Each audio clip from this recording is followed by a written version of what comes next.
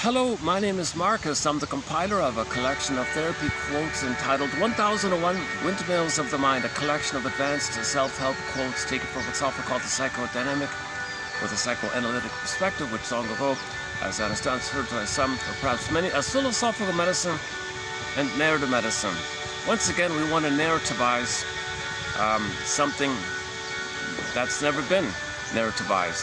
Something happened, but it was never narrativized, put into story form, i.e. story implies a recognition of time, past and present.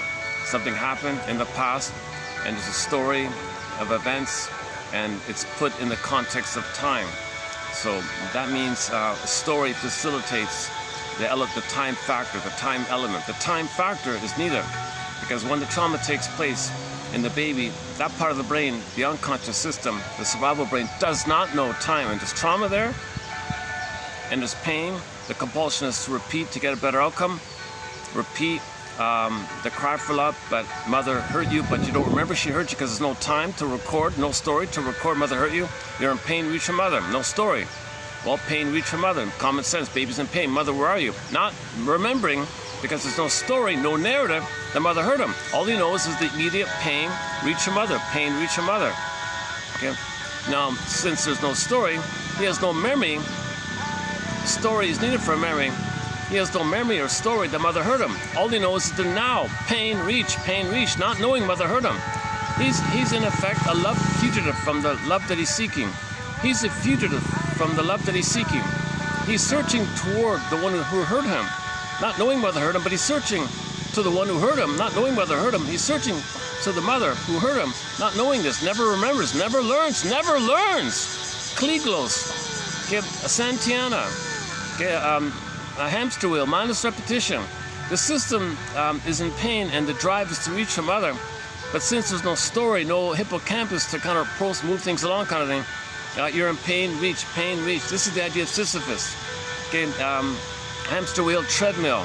Okay, in the Greek myth, it was Tantalus. He reached up, rejected, reached up, rejected, reached up, rejected. So the nipple, in myths, the apple is the nipple. Okay, and the wind, in the story, the wind blew the branch, so he couldn't get it. He tried again, couldn't get it. So the baby nurse, so it was from weaning trauma. But weaning trauma can just mean overall trauma with the mother, prenatal trauma, trauma with the mother trauma, basically. So mother rejected. Reach for mother, rejected. Reach for mother, rejected. The first mother for the baby's the nipple.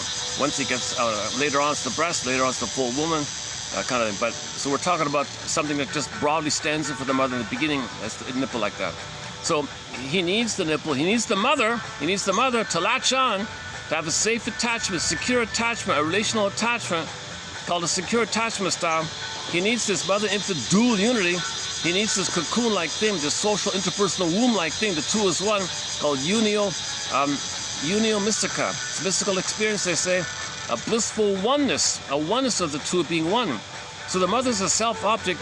Baby thinks the mother's, that's a part of the baby. He's complete, and he's in this kind of cocoon-like, a symbiotic-like, undifferentiated, non-differentiated, fusion-like, symbiotic, merging kind of condition, called the Garden of Eden, Shambhala, Shai, Nirvana, Paradise. Okay, one guy calls it oceanic ecstasy even.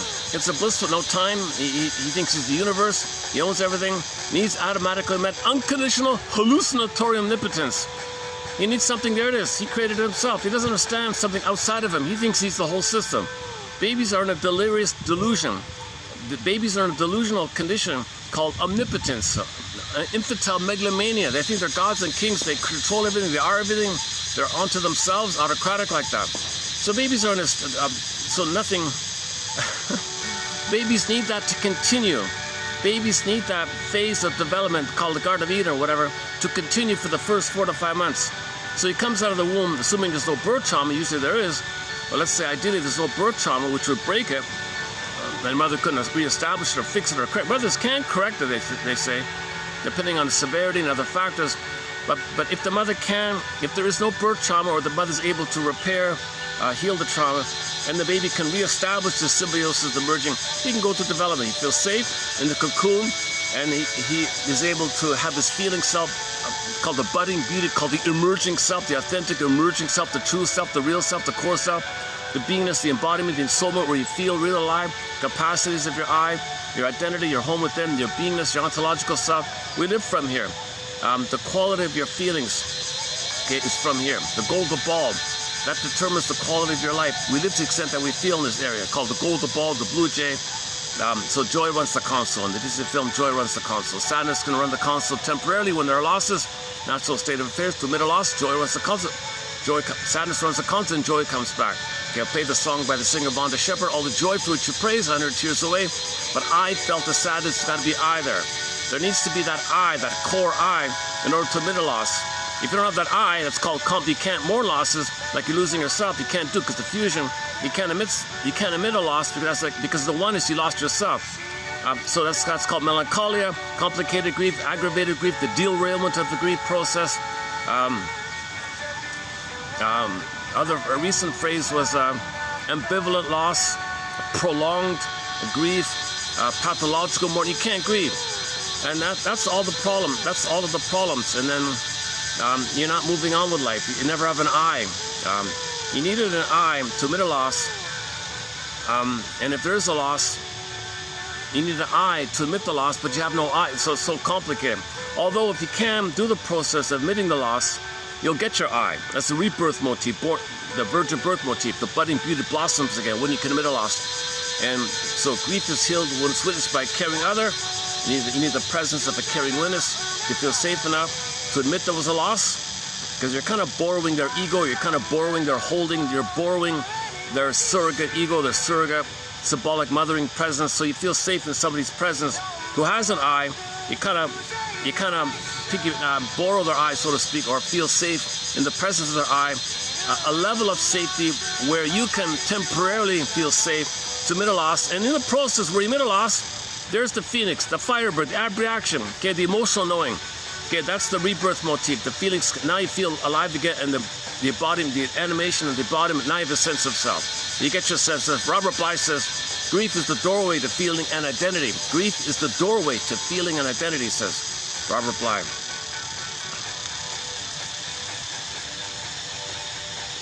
This is an unusual setup today. I went to a shop at the other end of town, closed for Pete's sakes. So I noticed this little parquet just beside it, but there's no shade. So I'm trading. It's unsightly behind me. I realize that, but there's no shade around here. And then I got all the staff are there. I'm sort of I'm close to the downtown kind of area here. Anyways, sorry about, never mind about the optics here. I want to get the quotes out. Today, stay tuned. We'll post some quotes on two important topics. One called repetition compulsion and something called symbiotic transference, which we haven't talked much about before. Symbiotic transference. It'll be included in our thread on the general topic of symbiosis, symbiotic transference. So that's just some phrases, just some definitions of what it is, kind of thing, and just keep it there for the time being. So mainly repetition compulsion. What a few people have to say about it. When there's pain, we repeat, hope for a better past. So you cannot progress without the memory of mother loving you. So you're in pain because mother didn't love you. So reach your mother, but remember you're in pain because she didn't love you, but you're reaching for her. Hence the complication called repetition compulsion. The compulsion to repeat. You're in pain, reach your mother, but mother hurt you. Pain, reach your mother, but mother hurt you. You don't know it. Pain, repeat. So this is called repetition compulsion. The pain is driving this. The pain is the driver because you don't want to be in pain. You need mother to feel safe, to have your beingness to not be in pain. When you feel and you have your embodiment, you're not in pain. You're in pain because mother didn't love you, and you're reaching for her, and you don't remember she hurt you. So this is sort of the source point theory about repetition compulsion, our today's topic here. So ideally, the baby comes out of the womb utopia, symbiotic trans. Talk about symbiosis. So he's in a symbiotic stage, and the mother is a symbiotic object, or self-object, a symbiotic object for the baby, where the mother functions as a part of the baby, and the baby thinks the mother's a part of it, and the whole system is him, but it's two as one, so he's in a blissful state like that. Again, if there's no birth, if there's no prenatal trauma, or no birth trauma, or if there is and it gets corrected, then the child can resume development, his feeling self. So the animating quality of feeling real and alive can continue to blossom with the safety cocoon of the psychological egg of the two being one. So he goes through that development. Otherwise, if there is birth trauma or mother's vicissitude, malatune, traumatic attachment, disorganized attachment, reactive attachment style, traumatic attachment style, avoidant attachment style, ambivalent, preoccupied, some kind of disturbed, wacky, erratic, irregular, where's mother, what are you doing to me, are you using me, mother? I'm supposed to take care of you, I can't do this. That traumatic attachment. Or the mother shames the baby because she's trying to know that she had been shamed, and she's an Italianic feeling of having identified with aggressive. That's the baby what happened to her. So she feels, hell yeah, that's what happened. Mother doesn't want to be passive. She wants to be active. So she'll be the active aggressor to herself. So puts the role of her own baby into her and plays the mother. She feels active. Aha! So she feels a little release, a perverse pleasure called schadenfreude, where she shames the baby. Feeling that she's trying to quote-unquote master by being active, but it's perverse because she's shaming her own baby, playing her. She's projecting her own soul onto the baby, shaming the baby, feeling she's the mother. So if she's the mother, she's the active one, not the passive one. Scapegoats the baby, and the tension that she feels on herself is dispersed, so she feels a little relief like this. But it's disturbed to do this kind of thing. So mothers may identify with the aggressor on their end, and when they have the baby, they repeat onto the child what happened to them. A for the Talionic impulse, Talionic feeling, Faustian deal, Faustian bargain, Faustian pact. Okay, and that's how the mother has an identity. She becomes the mother. It's an attachment, and then it's the hope that if she stays that way, if she stays as the mother, her mother, in order to do so, she's got to maintain the repetition compulsion of shaming someone to stand in for her, including her baby.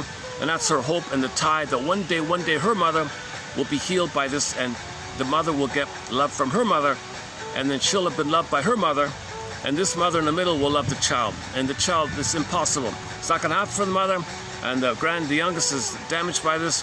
But this is the nature of the unconscious. No time, no time, infinite, no time. Just pain, no time.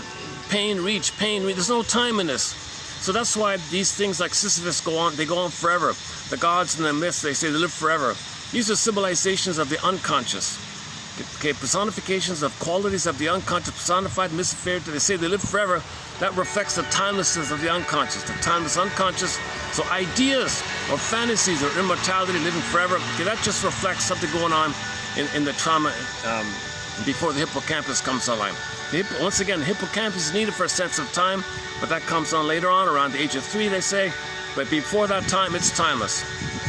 The body remembers, the body keeps the score, every body tells a story, every unconscious tells a story, and all this built up is called the double self, the secret self, the shadow soul, the one who walks with me, who's not like me, who is me. Someone's living my life, I know nothing about him. All this memory is recorded. Okay, all this that's repressed, the hidden self, secret self, shadow self, double self, etc. It's there like that. It's in the body, it's in the brain. We don't really see it. The circuits, the neural circuits are there. So it's in the brain and the body system somehow. And then, so the baby copes by, number one, the development of the feeling self gets frozen, suspended, put on hold. The feeling place, the mammal, like the body, the embodiment gets put on hold. So the image in the fairy tales, the pin goes on the collar, under the collar the emotional body goes flat, called flat affect. In ancient Greece, they would refer to this as athimoalexia, no feelings for your words. Nowadays, from the 70s onward, they called it alexithymia, no words for your feelings. Some people call it affect phobia. I've got a phobia of feelings. What feel? Love or trust? Phobia, react, run. Affect phobia or flat affect, or a dysfunctional feeling system. When they say a dysfunctional feeling system, means you have the same tired stress response, same way of relating, same stress response of relating. It's dysfunctional to always live with the same limited range of the fight or flight disassociation parasympathetic of the childhood time all your life. It's dysfunctional, the present not the past, but you're always treating the present as new editions of the past, famously. Again, Mr. Freud's famous expression, I don't know if the translation's right, but anyways, we're kind of stuck with it. A new edition of the past. So the past happened. In the present, you just create new editions. Oh.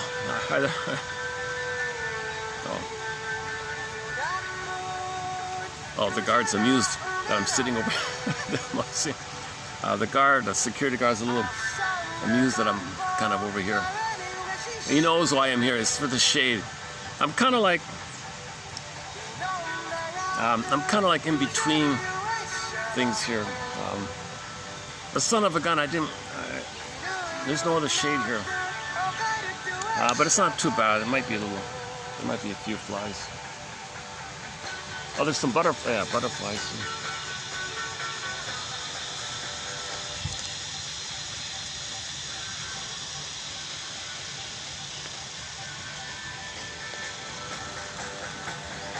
I'm in between like a little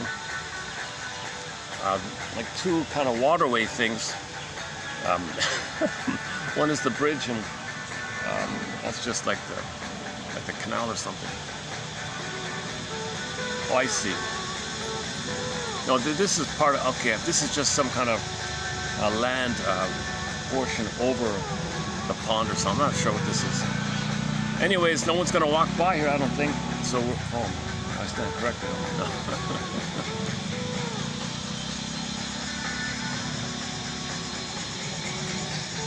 Okay, I got off topic here.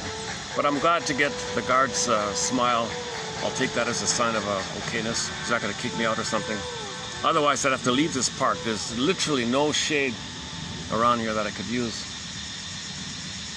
Plus, I think that might be a school over there. I'm not sure. I'm guessing maybe it's a school. If it is, okay, around 3:30 or whatever it is, I'm going to have to leave anyways.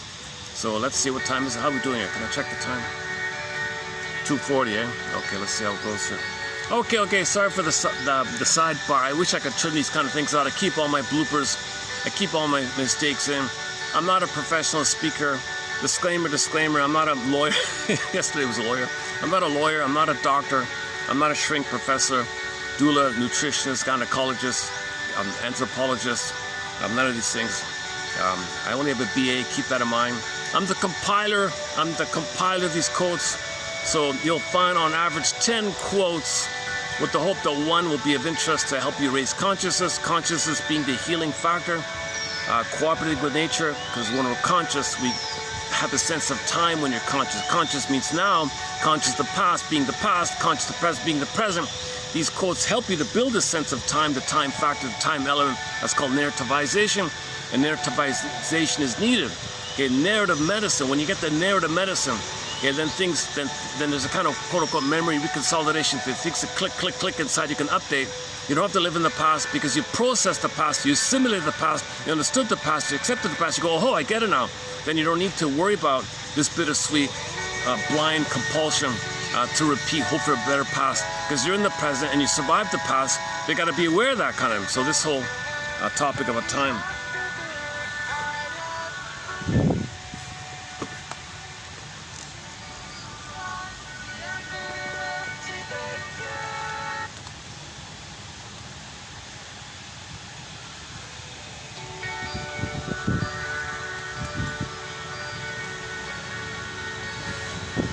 My fan working. Yeah, I'm dealing with 42, 43 with the heat factor or heat index or feel real, whatever they call it.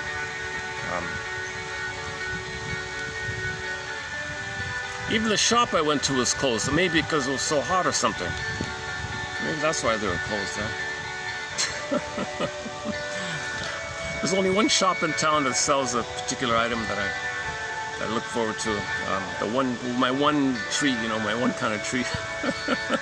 I'll just go there every few months or something.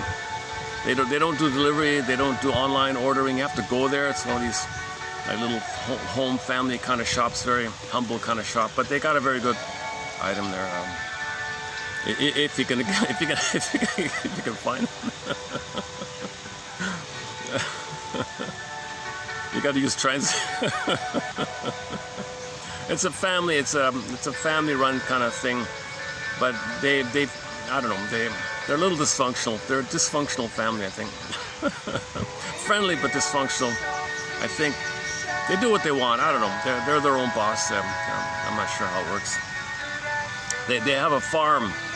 They have an organic farm north of here. They own a farm north of here, and they grow their own stuff. And they don't sell it to anybody, like no other shops. They only locally to themselves. They're a bit of a specialty shop that's a little famous for its few people who know it. I found it by chance. Oh, this is great. My God, I gotta come here. I was willing to even live near them. It's just too expensive. So their shop is sort of in the busy district here. Very, very expensive here. Oh boy, hang on a sec. Let me do it this way.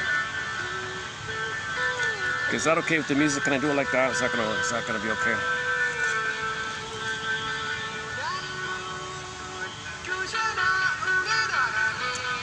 So our opening premise is the baby's born radiant, 360, in body. He's whole and complete. Okay, he's got his feelings. He's alive. He feels real and alive. He's embodied, right? And it's meant to continue. It's meant to continue and stay with him on the condition that he's safe with the mother. If it's dangerous with the mother, he freezes it up.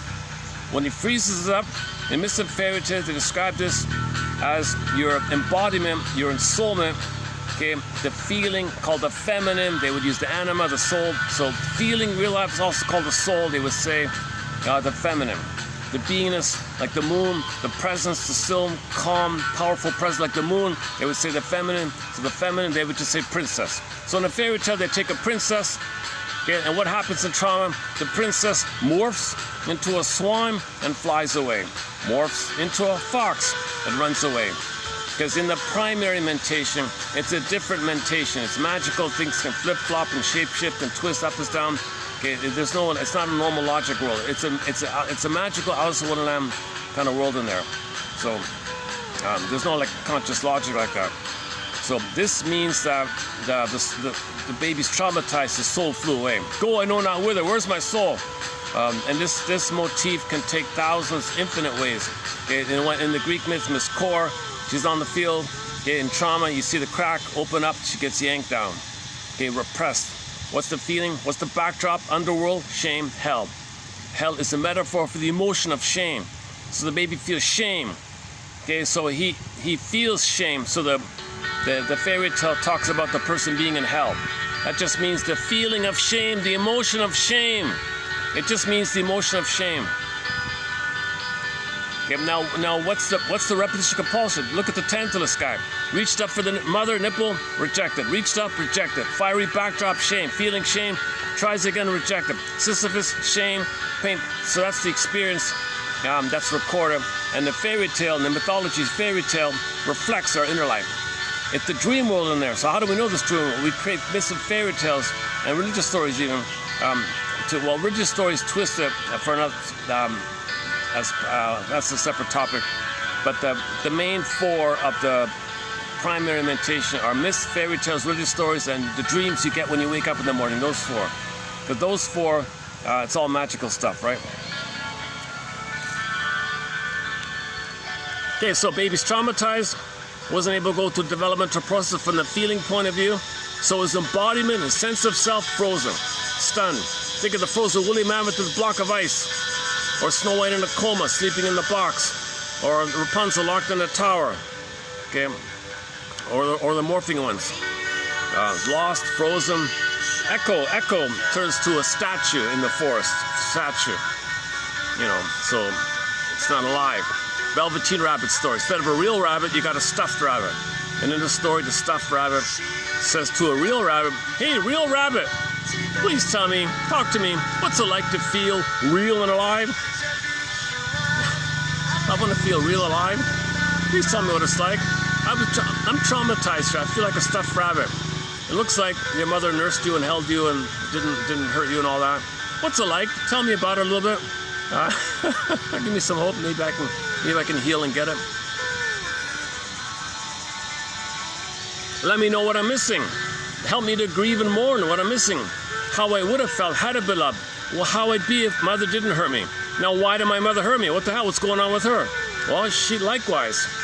Okay, she didn't have it, and seeing it caused too much pain. So envy wrecked the potential of the goodness to not feel the pain around what happened to her. She's having an anniversary triggered reaction if the child is going to feel. She wanted to feel the pain you can't feel. Reminds me of my trying to feel I don't want to be triggered, so squashes in the child to not be triggered, called envy, hatred of the good. Hatred of the good.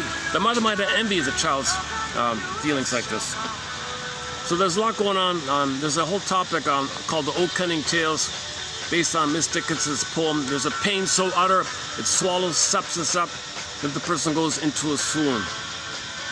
Yep, a great hope fell. You heard no noise. The wreckage was within. O cunning tale that let no witness him. Okay, so the baby reached up. A great hope. Mother, I have a great hope. I have an innate expectation that you'll be there for me. I have no idea that you would hurt me or betray me or fail me or reject me or use me or thingify me or not see me as a person, not treat me like you love me or something. I have a full 1 billion trust that you'll be there for me. Great hope, natural hope. Crash, it fell. It fell. You heard no noise. The wreckage was within. Okay, soul turned to soul turned to stone or something. Okay, oh cunning tale, what a strange twisted thing. Why my mother do this? That let no witness him. No story, no witness. Nobody witnessed it. Nobody saw it. It happened. Okay, forget about that thing. If a tree falls, it happened. Just because the baby couldn't see it or understand it, it happened. The body remembers. The body keeps a score. Like we said before, every body remembers. Okay, this is called implicit memory, procedural memory. Okay, some kind of neural circuits. The interaction, the human connections lead to neural connections. These are neural connections. You can see them in the scans, they say, or something. I don't know. Maybe there's physiological reactions. The amygdala might even puff up. In some cases, the amygdala might flare up to pump up more cortisol, the fight or flight response. Okay, so the soul is frozen. Mother's dangerous. Now you got too much energy in the survival area because your mother wasn't there to soothe you. You don't have a voice in your mind of your mother saying, "I'm here for you. I see you. I accept you. I soothe you. I'm here for you. Everything's okay. I'm always with you.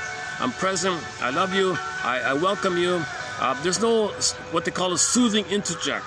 The holding introject. The internalized good object is missing. Okay, the vacuum idea is not there. What's going to fill in? Well, the baby's rage was a cry for that. It was unmet. Mother was soul blind. Mother neglected the baby's SOS and signals. So the baby turns to rage as a desperate SOS. Anger is a cry for love and SOS for love. Mother blocked it. But that's his hope for the mother. Now those fantasies become destructive. L-I-V-E become E-V-I-L, destructive. Now he's got oral devouring fantasy, oral rage, oral greed. It's still the cry for love. It's just morphs when you add tension and fear and shame on him over a period of time. It morphs into destructive fantasies. Now the baby has fantasy that it's as if the baby says, "Gee, I wish I could just gobble up the mother. Then I could possess her and control her if I control her by gobbling up." So he's got these cannibalistic kind of fantasies. That's blocked. It goes in on himself. Now in himself, instead of the mother loving voice, he's got his own rage voice, gobbling voice, filling him, attacking him. That's called the monster of the id, an id monster. Now the baby's got this huge inner critic, this huge accusing kind of thing, demanding that the child be his own mother to nurse him. He can't do it. It's perverted. No baby can be a mother to himself. But the voice is saying, "Come on, you're failing me. You didn't love me." The baby's saying, "I can't be my own mother." But the voice is saying, "Come on, damn it." He's kind of attacking yourself in a voracious demand. This is an extremely disturbing situation for the baby. It can lead to all kind of psychosomatic symptoms. So now what's going to happen? Okay, baby's got to adapt. He's got to cope. He's got to figure something out here. Emergency kind of thing. What's the baby going to do? He's got to hate himself, because that's the cry for mother's love. That's the tie to the mother. Tied to the mother is hating himself. Hating himself is the condition to think that he might have a mother. To himself. It's autocratic. But it's to the mother, blocked, rebounded, and think about the water hitting the bank, rebounding in. How's he going to deal with this? He's got to accept this, because that's the only thing that ties him to the mother. She's missing. He's angry at her. His anger at her is the tie to her. But it's got to be directed to something or somebody. It's to himself. Where's it going to go? Mother's not there. It goes to himself. So now enter Edmund Berger's hypotheses or theory that the baby finds a way. He finds a way. The baby says to himself, how am I going to deal with this pain of me attacking myself, of me hating myself, of me criticizing myself, blaming myself that I can't be my own mother, that I'm not getting mother's love and it's my fault. I'm wrong. I'm not worthy. I'm guilty. I'm unworthy. I'm in pain. It's all my fault. How am I going to deal with this? Well, baby says, it's as if maybe the baby says, hey, brain, do me a favor. Yeah, what can I do for you? Soul. Pump up some dopamine. Dopamine. You mean the molecule of more? That's right, the molecule of chase, the molecule of more, the molecule of motivation and goal and excitement and anticipation and pursuit. Mania. Why do you want all this dopamine? Soul. The soul says to the brain part, well, I have this idea that if I manically search for something that whereby in the pursuit of it, I can fantasize that the thing I'm searching for is mother, then in the moment, for the moment, I have some hope that I'll get mother through a symbol of her, a fantasy of her, called an ersatz self-object. I'll imagine that money or drink or food or material or ice cream or something, okay, or things you buy, material, I'll imagine the thing I'm chasing for, okay, small or big, whatever, I'll imagine that that thing is going to be mother. And if I do that, it gives me some belief that if I get mother, I'll feel safe,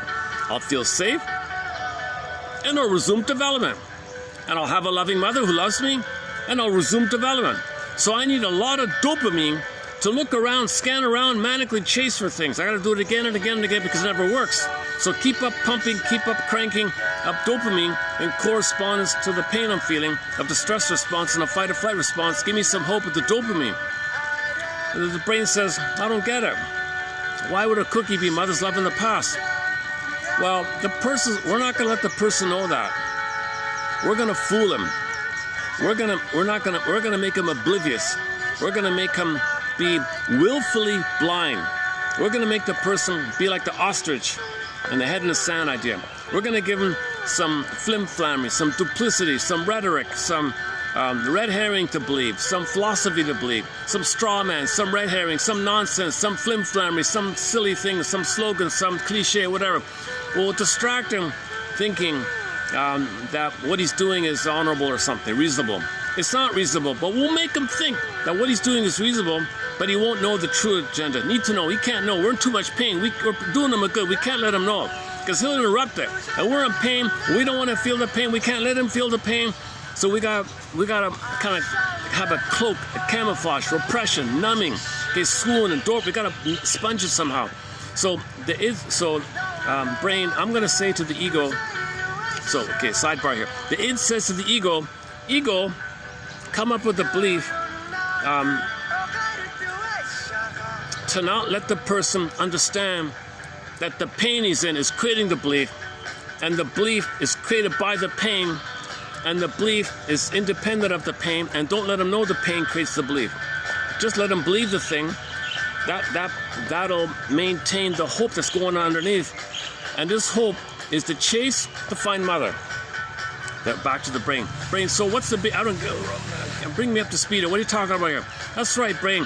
When we search for the cookie, let's say, we make the person search for stuff. Whatever it is, he could be a bird collector. He'll search for things. I don't know. He'll be a collector. He'll be a hoarder. He'll be avarice. He'll collect stamps. He'll chase. He'll always be in kind of pursuit mode. He'll chase something way beyond the normal level of dopamine, right? It's a mania. It's a mania. He's got to.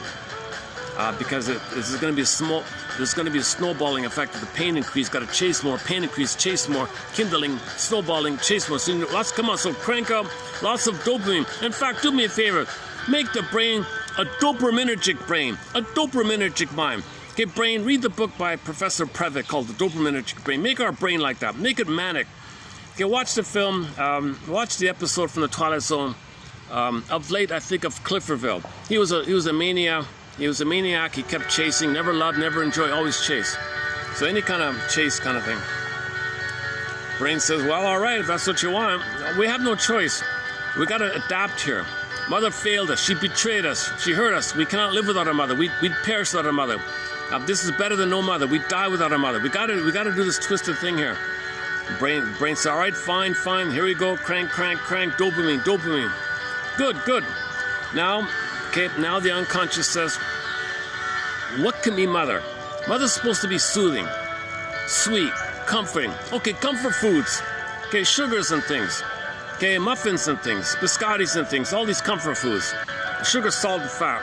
Okay, all these kind of food kind of things. Fluid, stimulating fluid. Okay, beer and wine, stimulating.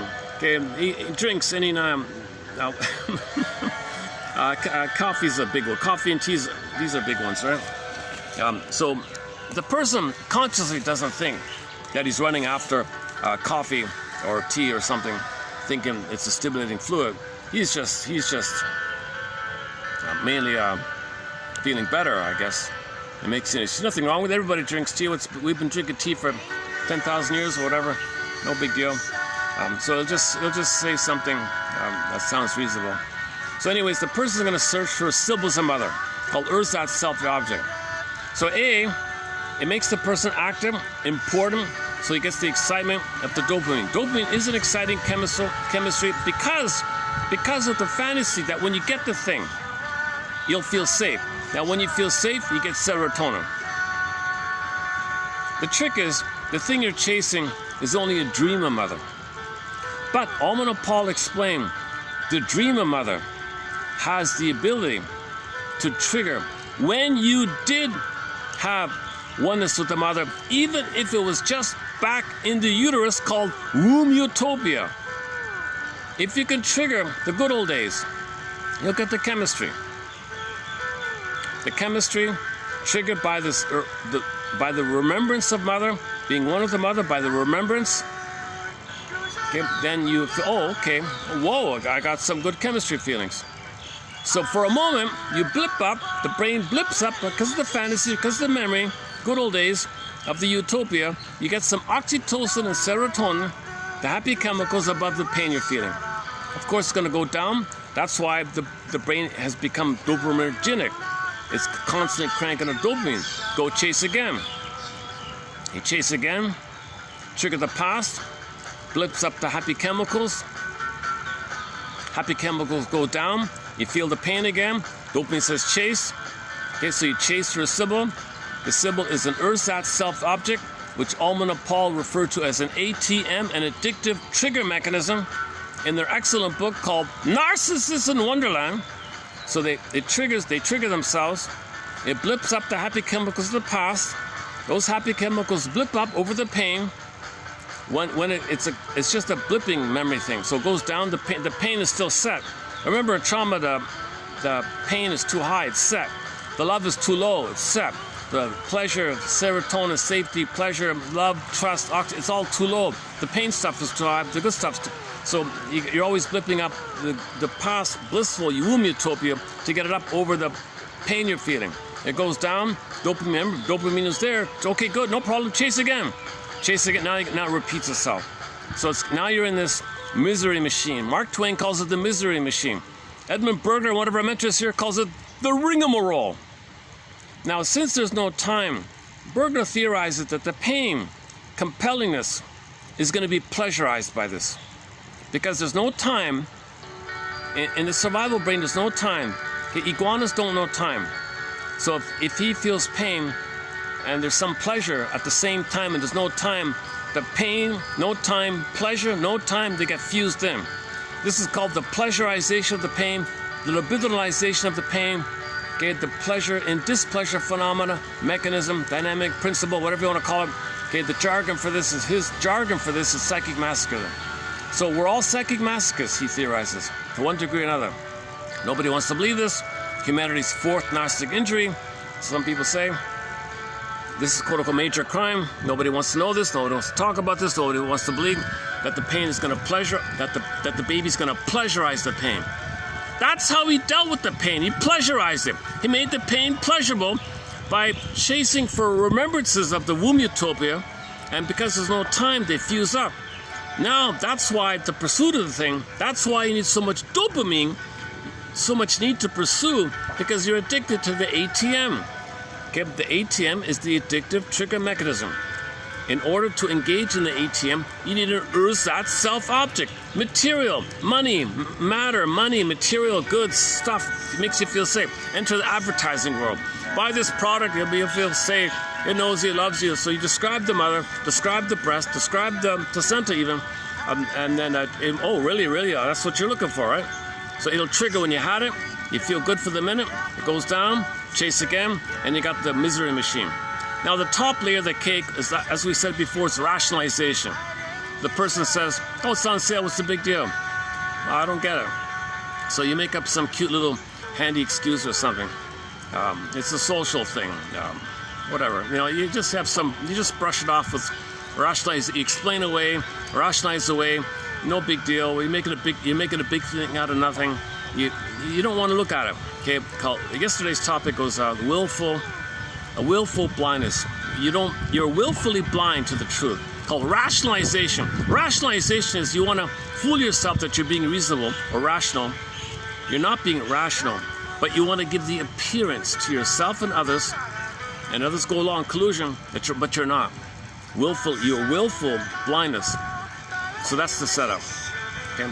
So we're lying to ourselves. Play the song by David Cassidy, I'm lying to myself.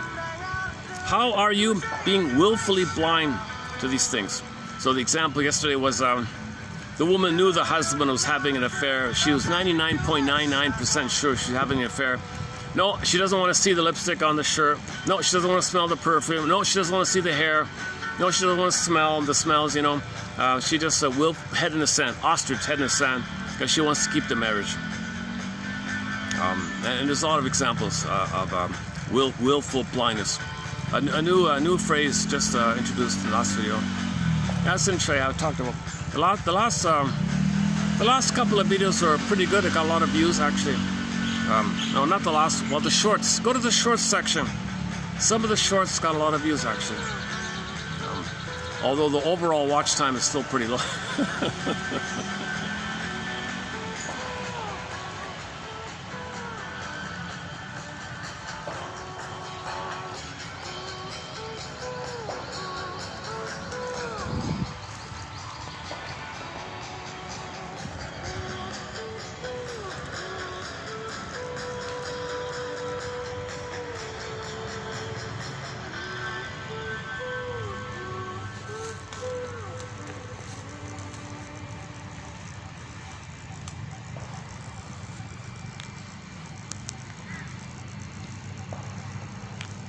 Okay, I didn't even know this park existed, eh? Look at that.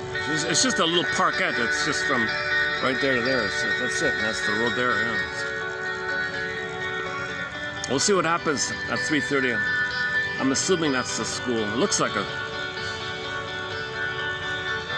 Okay, if hordes of youngsters come out, I'll just park up and leave kind of thing. So let's see if we can keep going here. What is it? 307. 307 here. Okay, so this is a tie. It's quote-unquote masochistic. So we're gonna keep this status because we're waiting and waiting and waiting to get mother's love in the past. We're in pain. We don't want to be in pain. One quote coming up today says we're not masochistic. We just want to get mother's love in the past. That's all it is. It looks like we're masochistic, but we're not really. We're not really. Of course, she's right. I agree with her. Nobody really is there. This is nonsense. Okay, this is nonsense. Everything's love or a cry for love. So if something appears masochistic, or something appears the opposite, sadistic, or something, sadistic is like an anger, very aggressive, schadenfreude, envy, anger. It's still a cry for love. All those perverse and disturbed antisocials, like hurtful and all. And yeah, back to the law idea. It's still a cry for love.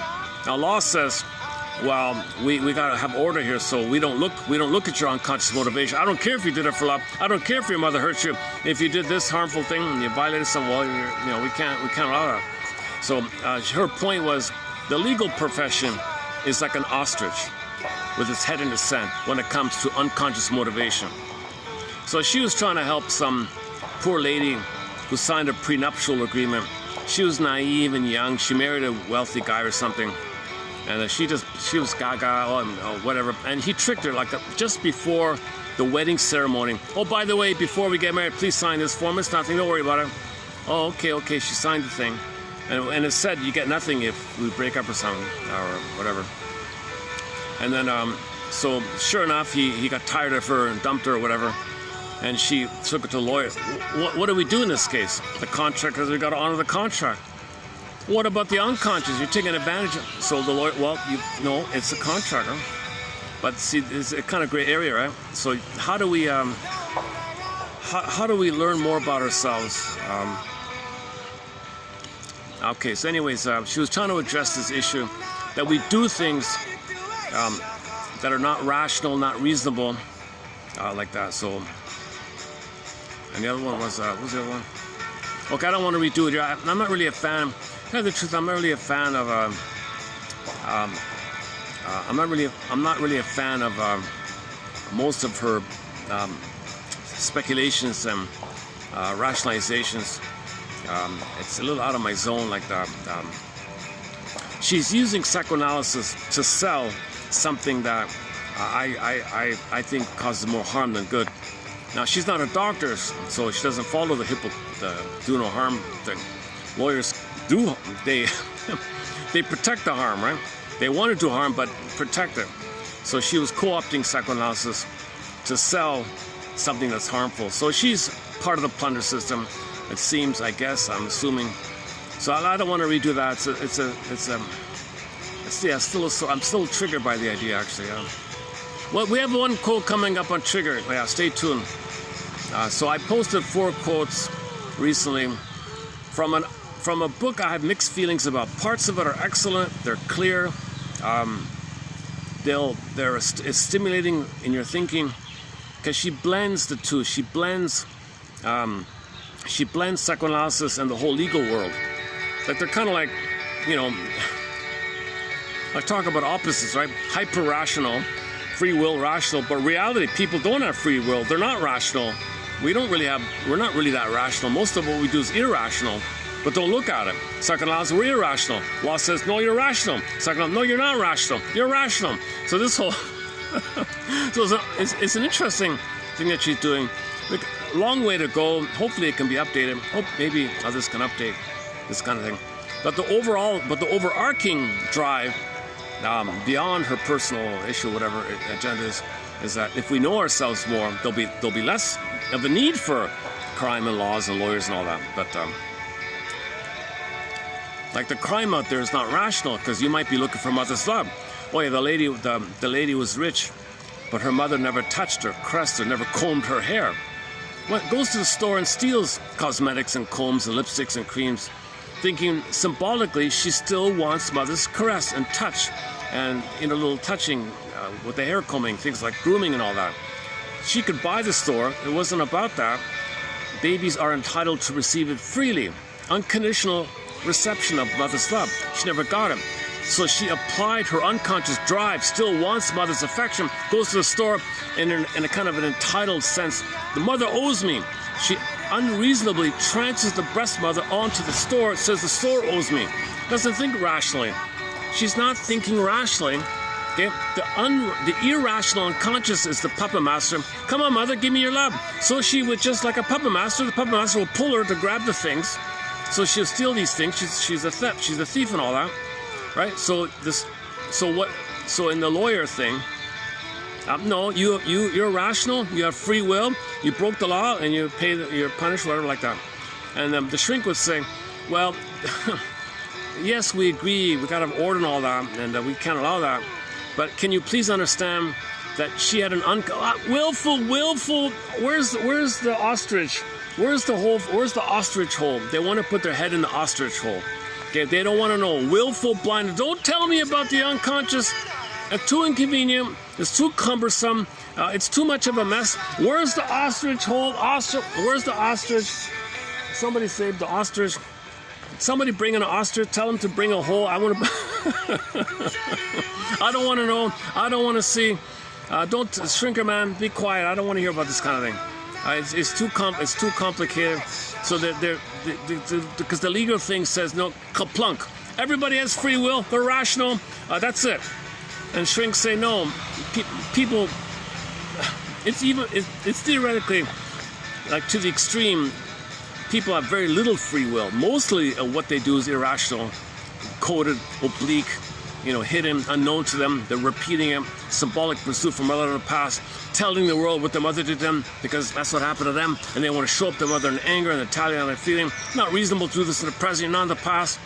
So most of what we do is kind of unreasonable. Destroying the planet for a quick buck, destroying the planet in a greed mode to gobble in the earth, to gobble in the mother, it's not reasonable. So we're not rational to destroy the planet. Now the complicated thing is, some people get a lot of benefits, so you hired the lawyers to create legalese as a buffer, and then they're the 1% or whatever, and the 90%. I don't want to get into the plunder system now. That's a separate topic. But we do have a thing in our collection called the 55 symptoms of homotraumicus. We discuss as above, so below. So if the baby is given emotional poverty, they might create outer poverty to reflect the inner. Okay, this whole thing. If he lost his inner home, well, okay, I don't want to go there. It's 8 hour. It's an 8-hour video. The 58 symptom. The 55 symptoms of homotraumicus. It's interesting stuff. It needs to be updated. Okay, let's just go back to the Mark Twain. Something simpler. Okay, so in the unconscious model, theater of the mind, energy, pain, memories of pain, images, fantasies reflect the theater, the battle like that going on. And mother, where are you? And anger, and your anger. You got a monster, that's your anger. But it's a cry for love, it's attacking you. You don't want to be attacked, so you need pain relief. Oh, pain relief. Well, search for a symbol to trigger the womb utopia. Search for a symbol to trigger the womb utopia. Now we're destroying the planet for this. We're destroying the planet for pain management, kind of thing. Okay, so now this can be broken down in several branches. Oral fixations. Okay, smoking, alcohol, drinking, gambling, promiscuity, and so on. So we talked about that recently as well. Okay, repetition compulsion, the fantasy that this time you'll get mothers up in the past. We consciously don't think that. Negative magic gesture, that if others play you and you, via the proxy of you, cries for love, then maybe you'll get love. But no, hold the phone here. You play the mother says no to you, they're you, so you say no to them. Part B, at the same time, you displace your anger at the mother onto the one you just shamed. So you shame someone and hate them. What the hell? The other was you hoping you'd get love, and you blocked it by saying no to them, and then you hated them. What a disturbed situation. So these kind of negative magic gestures, symbolic acting out, transference acting out, okay, oral fixations, and a few other kind of areas like that, Italianic idea. You're in the past, unfinished business, unresolved business, unfinished business, unprocessed trauma, unrecognized trauma, unformulated, unthought known. The known has never been thought. The known has never been formulated into thought, called civilization, called language, called story. It's never been in there. Story's the healer. Story's the healer because it gives you time, and when you have time, the system updates to reality of the present, not the past. The story gives you the reality of the present. You don't have stories still in the past. Okay, Mr. Freud's most famous essay, memory, repeating, working through. Okay, we don't remember, so we keep repeating, partly in an attempt to remember. When we finally remember, we stop repeating. So let's get into this topic, repetition compulsion. So what now follows is a preview of 8 quotes on the topic of repetition compulsion.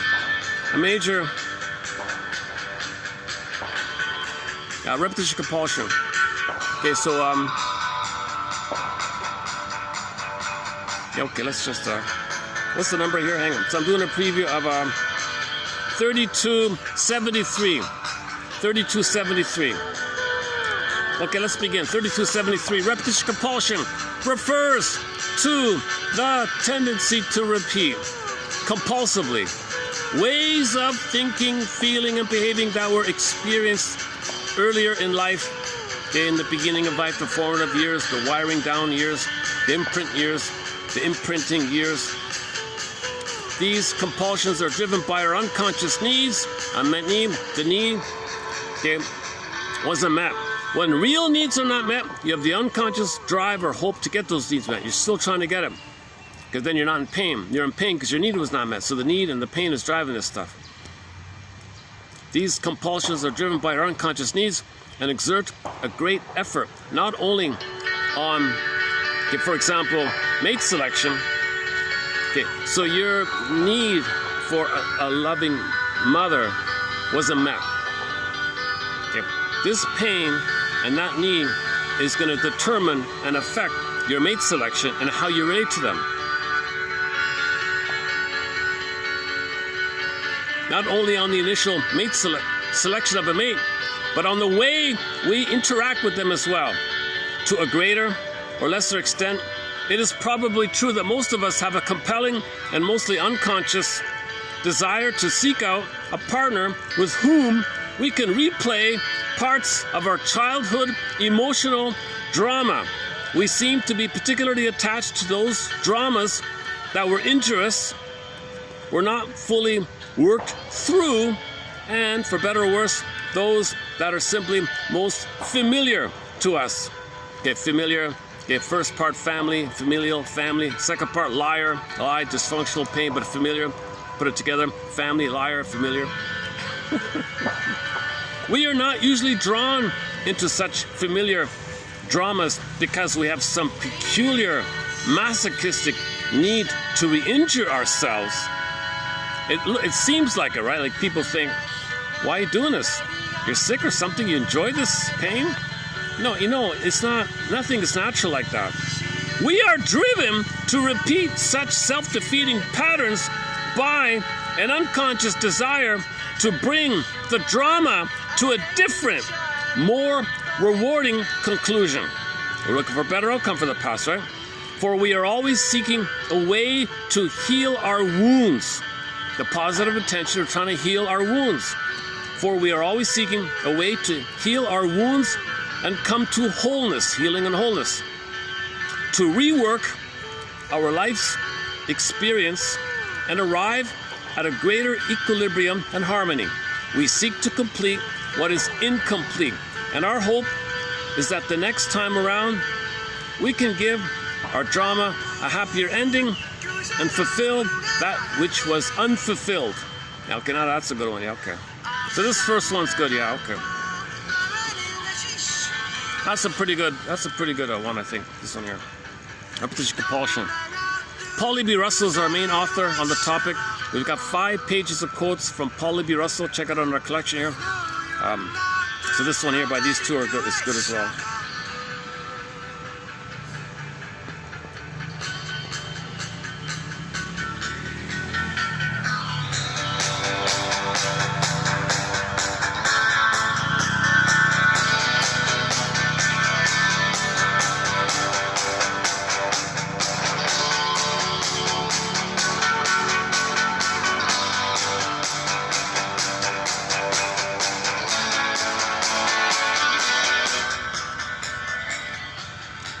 It's a nice little spot. No one can hear me. This is a perfect spot, actually. Yeah, I don't have to worry about talking loudly. No one can hear me. It's ironic, eh? It's funny how the busier the place, the more the more chances I've been. Hey, now that it's cloudy, maybe I can move over. Hey, hang on a sec.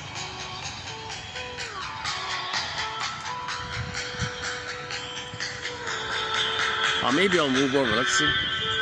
Oh no, let's just wait. Okay. The next one here. Also on the same topic. Okay. When we become adults and look for love, we unconsciously look for someone with the same traits as those in our imago image. Okay, so the baby doesn't record a perfect, clear-cut, exact carbon copy image of the mother.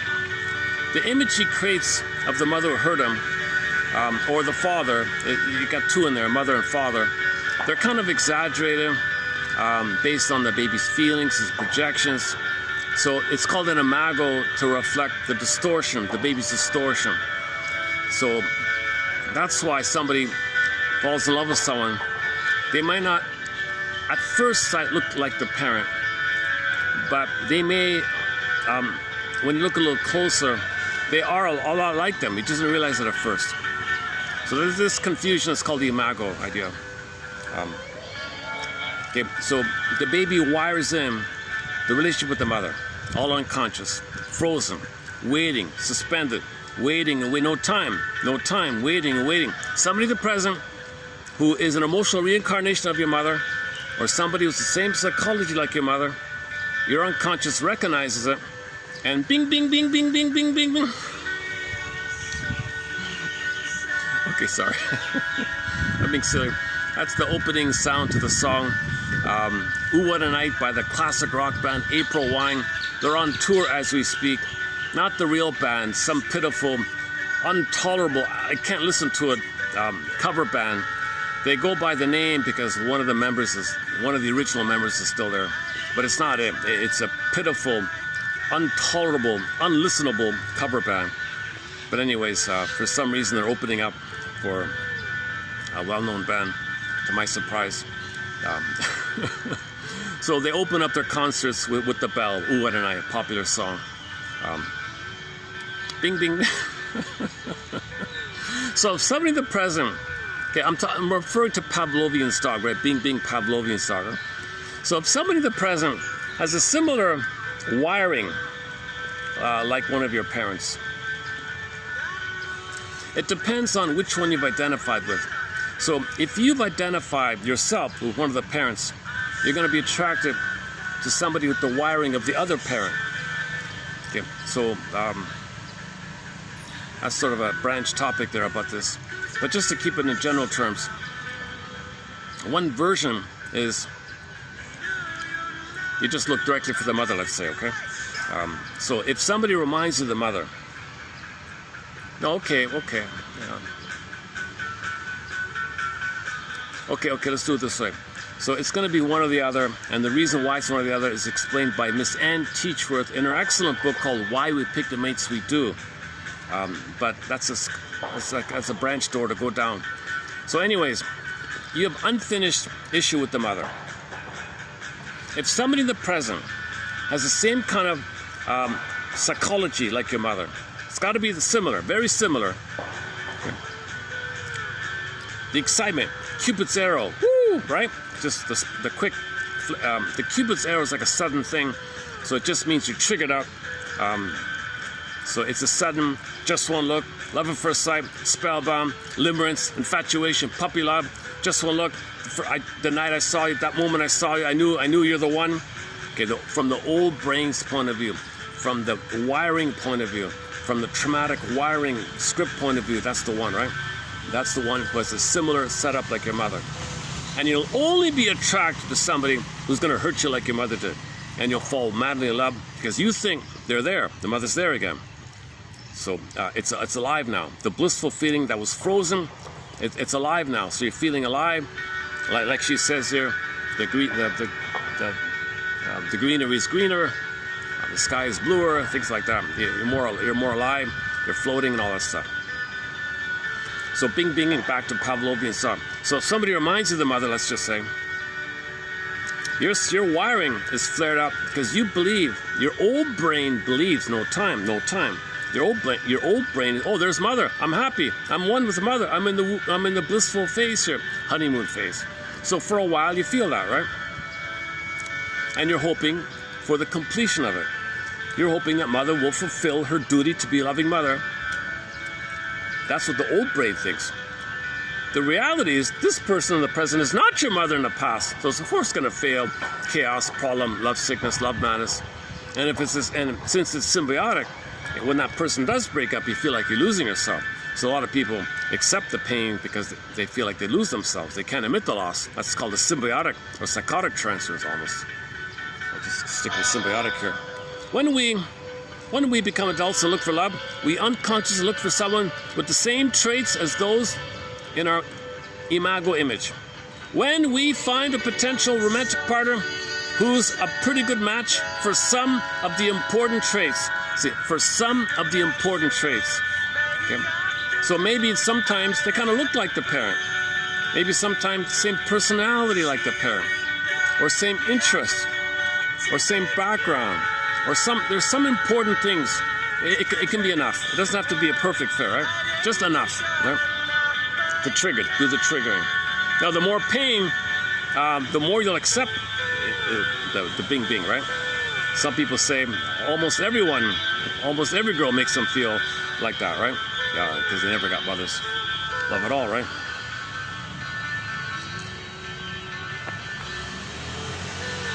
Again, when we become adults and look for love, so enter the Dobie Gillis opening, the season 1, episode 1, the opening gambit, the opening speech.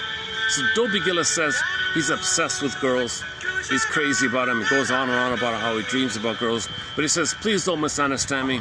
I'm not a Don Juan. I'm not a wolf. I just want one. I just want one creamy. He always uses creamy. So that's the milk, that's oral fixation. So he's still looking for, in his language, is very much milk, creamy, smooth. He's describing the breast. He describes the perfect girl like a baby would describe the breast. He used the same adjectives like that. It never works, so he's chasing many loves. So the show's called The Many Loves of Dobie Gillis. Every few episodes, he's chasing a new girl, right? And one, he was really crazy about one, right? But she just said, I just want money, sorry. He was still chasing her. She tried to convert him to be a businessman, because if she could twist him to be a money status seeker, maybe she'll accept him, but he couldn't do it.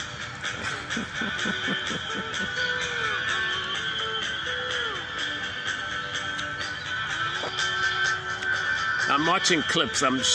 Somebody's posting clips from the Dobie Gillis show. It's kind of on my mind a little bit. When we become adults and look for love, we unconsciously look for somebody with the same traits as those in our unconscious fantasies.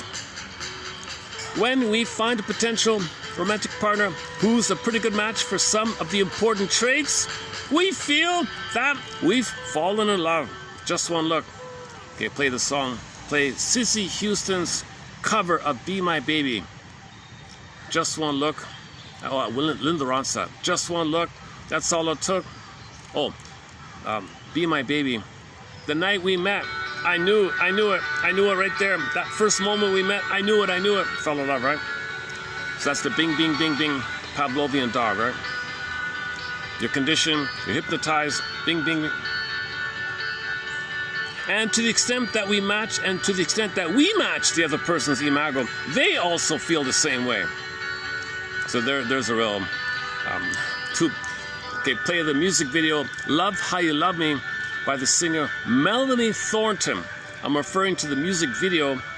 Due to the copyright, I can't play it, but you see the couple, you see these couples mingling around, and when the two of them bing, bing, bing, bing to each other, they drop everything, hold hands, forget about the world, and float up in the air in a blissful. So you see these couples floating in space. They're going to crash, of course, right? But at least in the beginning, they feel the heaven. They feel the heaven. They feel the womb utopia. They feel the chemistry of the blissful oneness together. Because she reminds him, and he reminds her of the mother in their respective minds. So it's a quote-unquote match like that, right? On an unconscious level, our romantic partner is fused with our early caretakers. And we're back in childhood. To the old brain, okay, to the old brain, the survival brain, the limbic system, the scene is recreated. So we're all excited. Now we're going to get all the love and nurturing that we wanted but didn't get in childhood. This time, it's going to go just right. And indeed, it does for a while. The honeymoon phase, the sky seems bluer, the grass greener, the world feels like a wonderful place. We feel restored to wholeness and true aliveness. They call limerence. you don't need to sleep. You're all excited, right? True a lot. Because we're finally getting the nurturing from the right person, of course, that we've sought for so long. To our old brain, our partner is the one. You're the one. Okay, play the song, You're My First, You're My Last, You're My Everything by Barry White. Another copyrighted song, I can't play it. The person who restores us to life. Okay, think of it as post-hypnotic commands, like scripts for a drama. The subconscious notices that even though the experience was painful, we did survive with our mother, but by its dreamlike hypnotic hypnoid, what is it called? Hypnotic, dreamlike logic, hypnoid state, trance logic or something. The way to survive is to recreate the experience. So we survive. So when the mother hurts you, it's analogous to the baby being open to suggestion, like he's hypnotized. The hypnosis is you're going to go through life, and when you see somebody who reminds you, you're going to be back there. So think about hypnosis, right?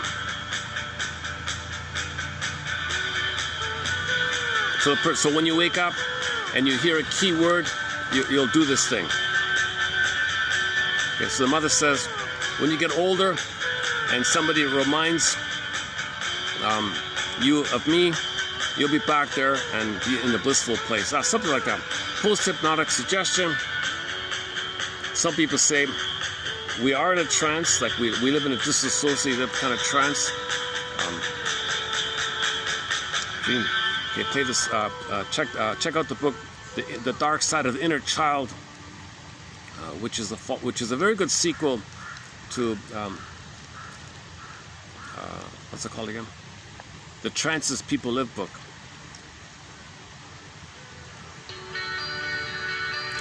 So I'm still working on this idea of how this is the comparison between falling in love and hypnosis. It's still a little unclear to me.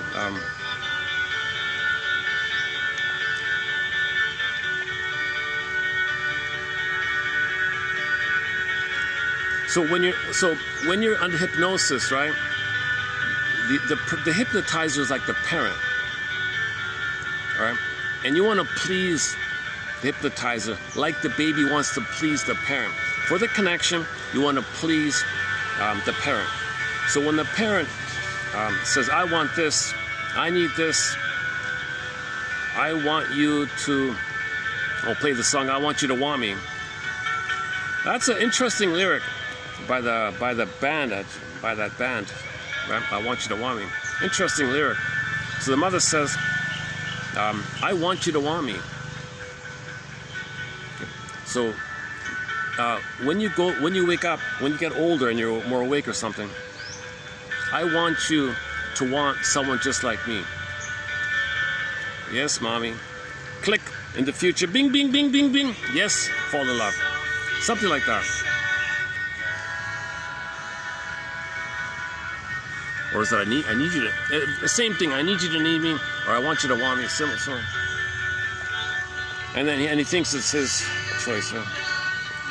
Repetition compulsion.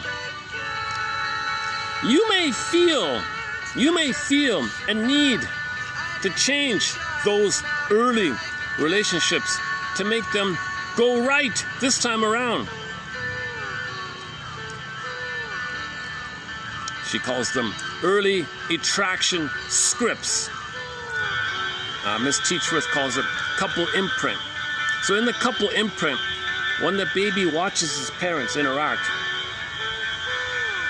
okay, he's going to imprint the interaction between father and mother. It becomes a couple imprint in the brain. He'll play one. When he grows up, okay, find somebody to play the other and recreate as above, so below, based on the map, the imprint. Thanks. I got some, I don't want to get water on the phone here. This is, there's some drips. What? There's a bit of a sun shower here. Oh, it's raining here. Oh, I've got no umbrella. Oh, son of a gun.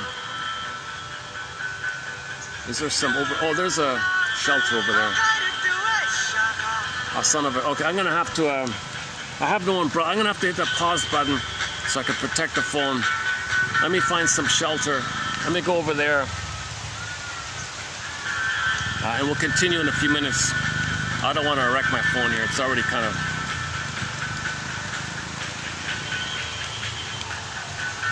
Yeah, okay. I'll have to hit the pause button. Okay, I'll see you in a minute. That was about 5 minutes, I guess. Okay, let's continue here in the rain. Tears in the Rain. Yeah, they don't sing that anymore, eh? Okay, repetition compulsion. You may feel a need to change those early relationships to make them go right this time around. This is an early attachment script, a traumatic attachment script. You're following the script, childhood script. Imprint.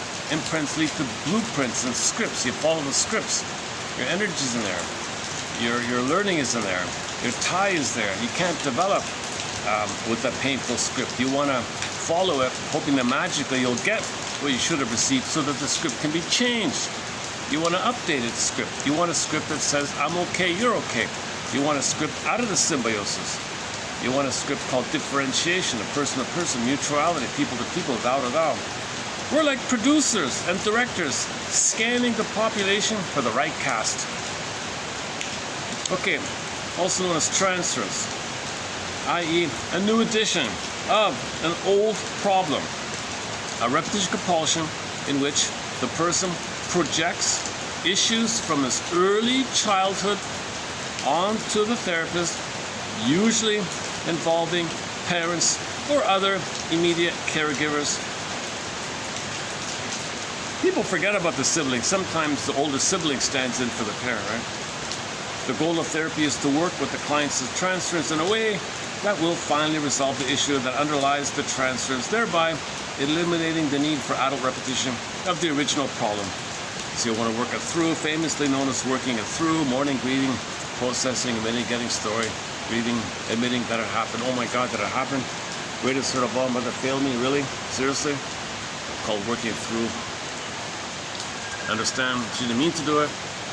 And the traumatic, and why? So again, tell me again, why is this so important? Well, the trauma, the attachment trauma, the relational trauma, the personal trauma, the strain trauma, the weaning trauma, the ambient trauma. This early on trauma destroys your individuation, your being who you're meant to be, your agency to be who you're meant to, your free will, right? Your self-activation, your real self-activation. Activating and expressing what's unique and real about you. That's your individuation. Well, trauma destroys that, right? Or wrecks it, so to speak.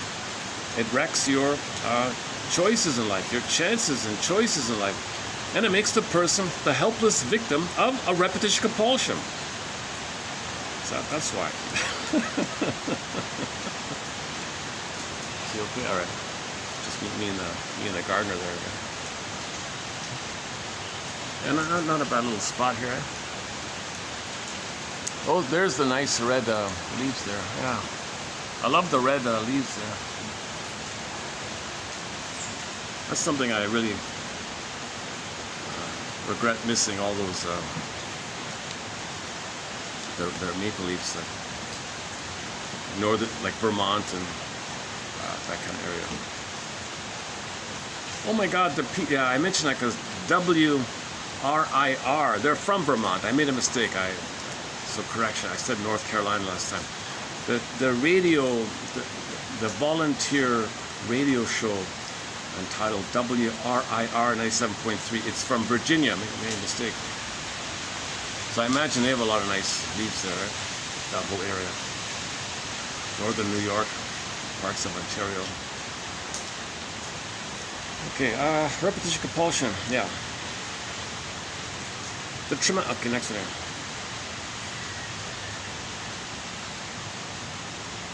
Okay, trigger. Okay, so related to all this is trigger. What's a trigger? Well, a trigger is a reminder. It reminds you. Like it reminds you.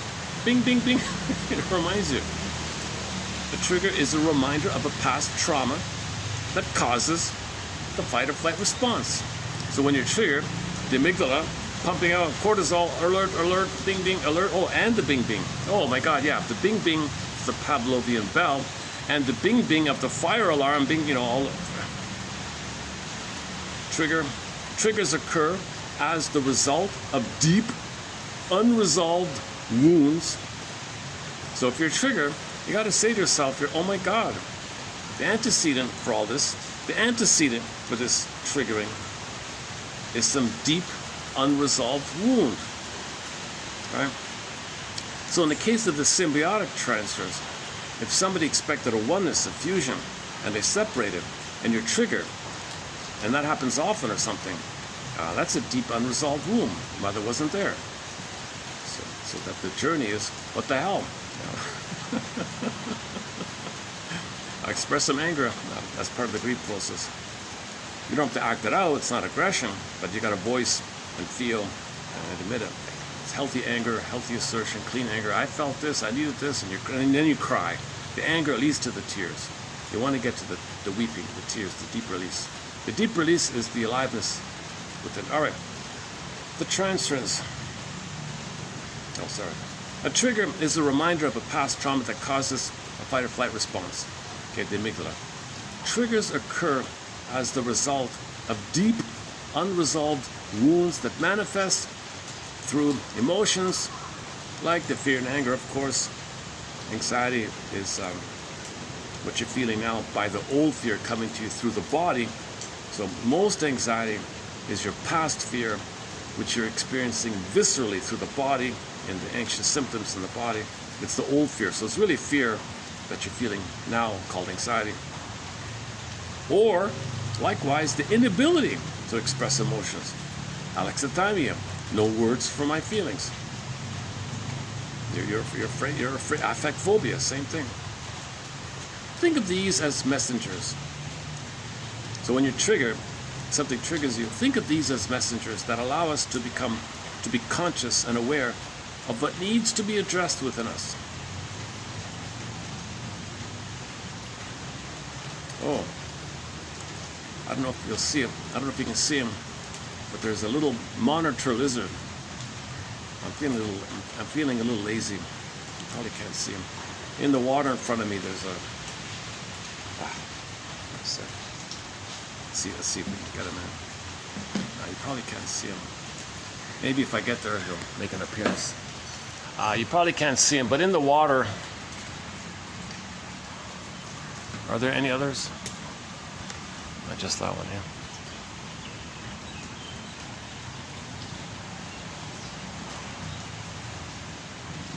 If you see something moving at the edge there, at the opposite side, just under the yellow flowers.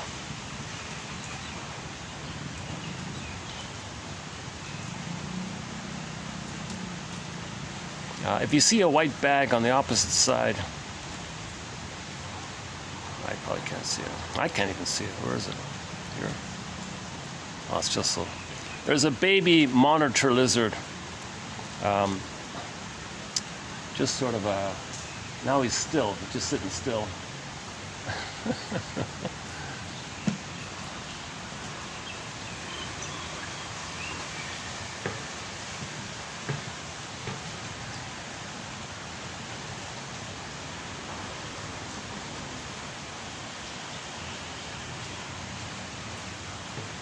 Actually, these trees are nice, eh? Are you getting the red in the?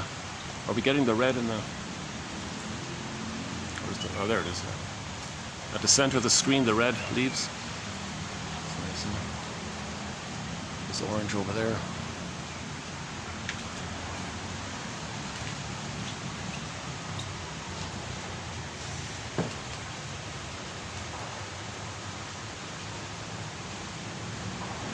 It's still raining. I'll start bringing the umbrella. Back to the trigger. So once again, trigger reminds you of the past. That's the antecedent. Identify the antecedent. Search for the antecedent. Unresolved. Unmet need. That's the antecedent. So a lot of fear and anger, mainly fear and anger. It comes to you through the body. Visceral sensation.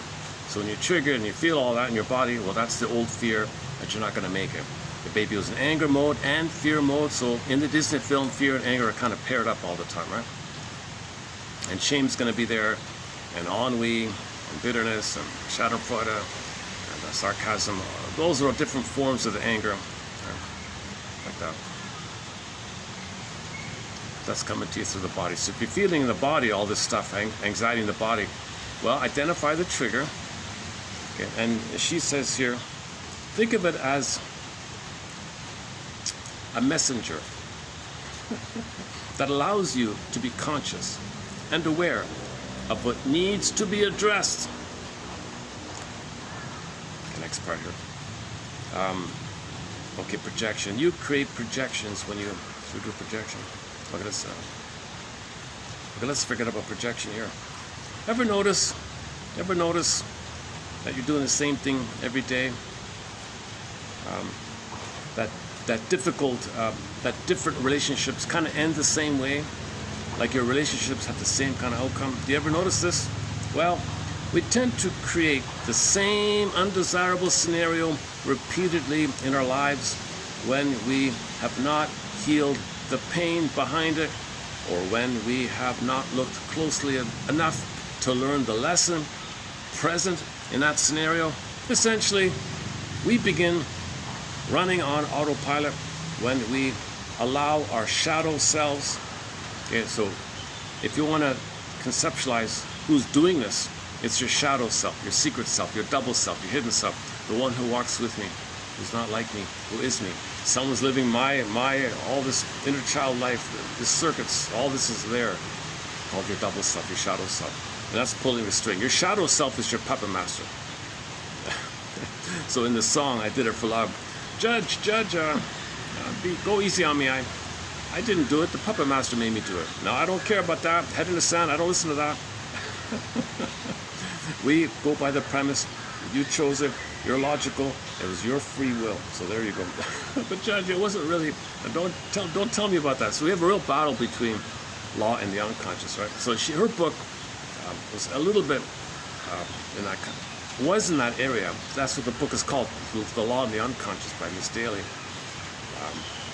And I have a lot of, like, one second. Somebody's coming here. Hang on a second.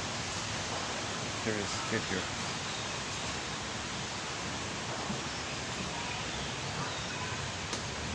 Oh, I see. Oh, that might be the, or maybe the kids are coming, or maybe it is a school over there. He might be the first one out. It's gonna go.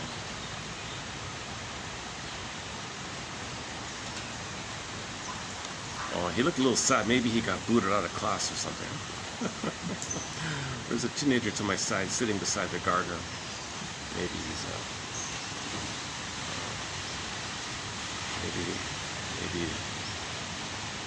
maybe he triggered maybe he wanted the teacher to pay more attention to him, to feel.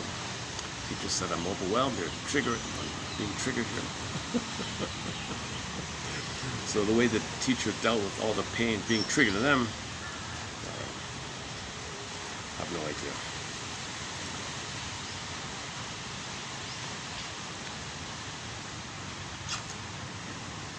Repetition compulsion. Autopilot, right? Autopilot, all right. This self-inflicted phenomenon is known as repetition compulsion.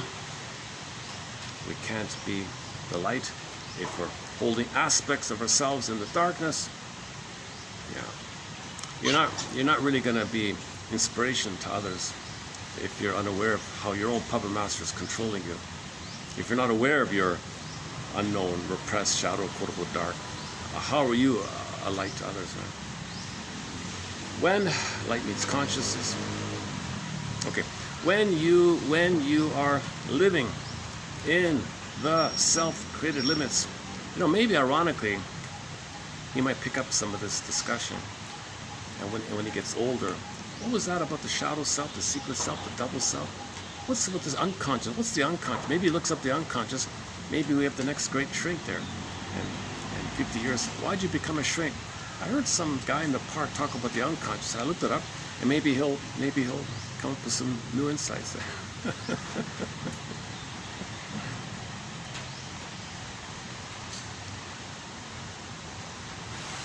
Oh, it's just behind there. Yeah, so he's eavesdropping it maybe. This is for people at midlife, but the ideas can function as seeds for the future. When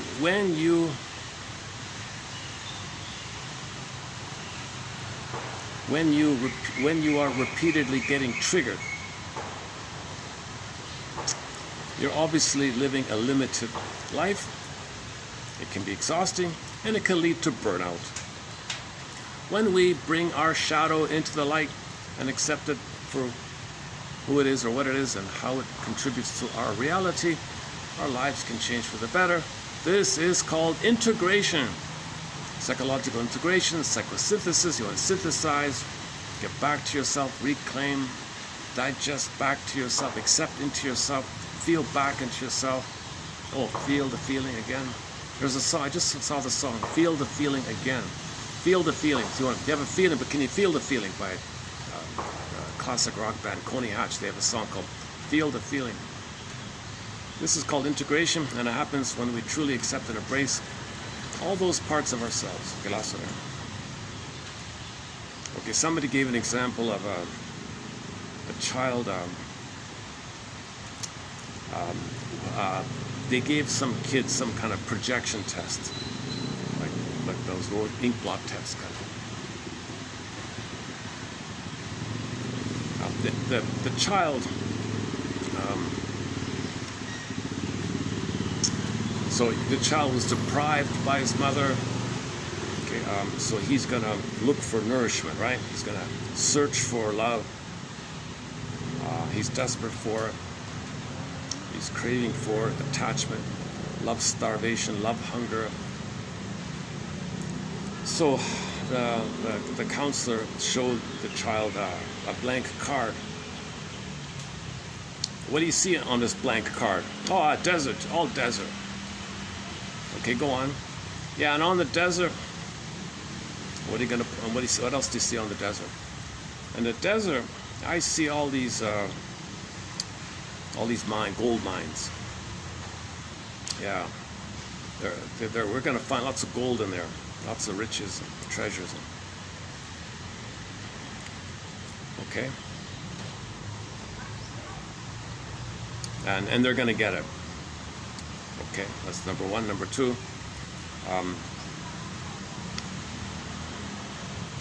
I guess he wasn't a child. I guess he was a teenager. You know, as a teenager, I'm thinking about writing a novel. Oh, really? Yeah, I want to write a novel about a traveler who goes to another land, and he's searching for something. But I can't quite figure out what he's searching for. But I know he's searching for something important, something great. Okay, and there was another similar example, and she put it all together, the theme like this. There's a constant theme: unknown, search, treasure, win, treasure. And she knows the baby, as a child, mother wasn't around. Maybe he was adopted. I don't know. So he was still searching for love, searching for riches and digging up gold and. Maybe it's a general idea, I guess.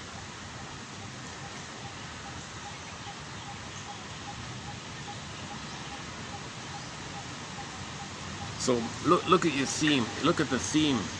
Look at the themes of your interest. Is there a constant theme of searching and winning, searching and winning? Maybe it reflects the desire of the Amani, that the baby searched for mother and was failed. Maybe. Like, that's a simple one, yeah. Okay, finally here, somebody says, as an option to when counselors, I'm not a counselor, disclaimer, but they often will say, I see, so a part of you thinks that, one part of you thinks that, and another part of you thinks that.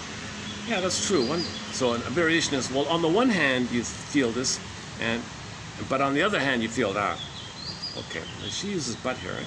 On the one hand, you feel, but on the other hand, you feel. So on the one hand, I feel a little awkward sitting here. On the other hand, I feel hesitant to move. Okay, now that I've done that, I can calm down, think more reasonably.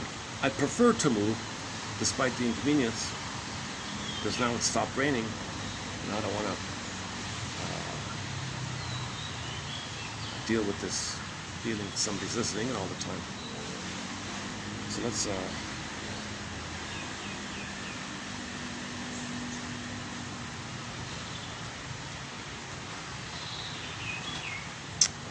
give me about a good 5 minutes to. Let me go back to where I was. Unless, oh wait a sec. What about over there?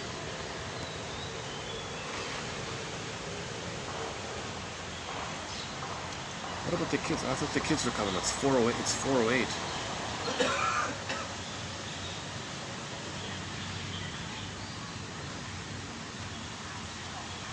Yeah, let me just go back to where I was. I'll see you in about 5 minutes. Hit the stop button.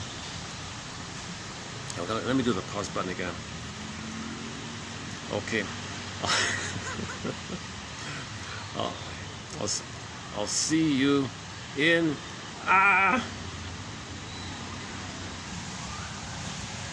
minute. Another 5 minutes here.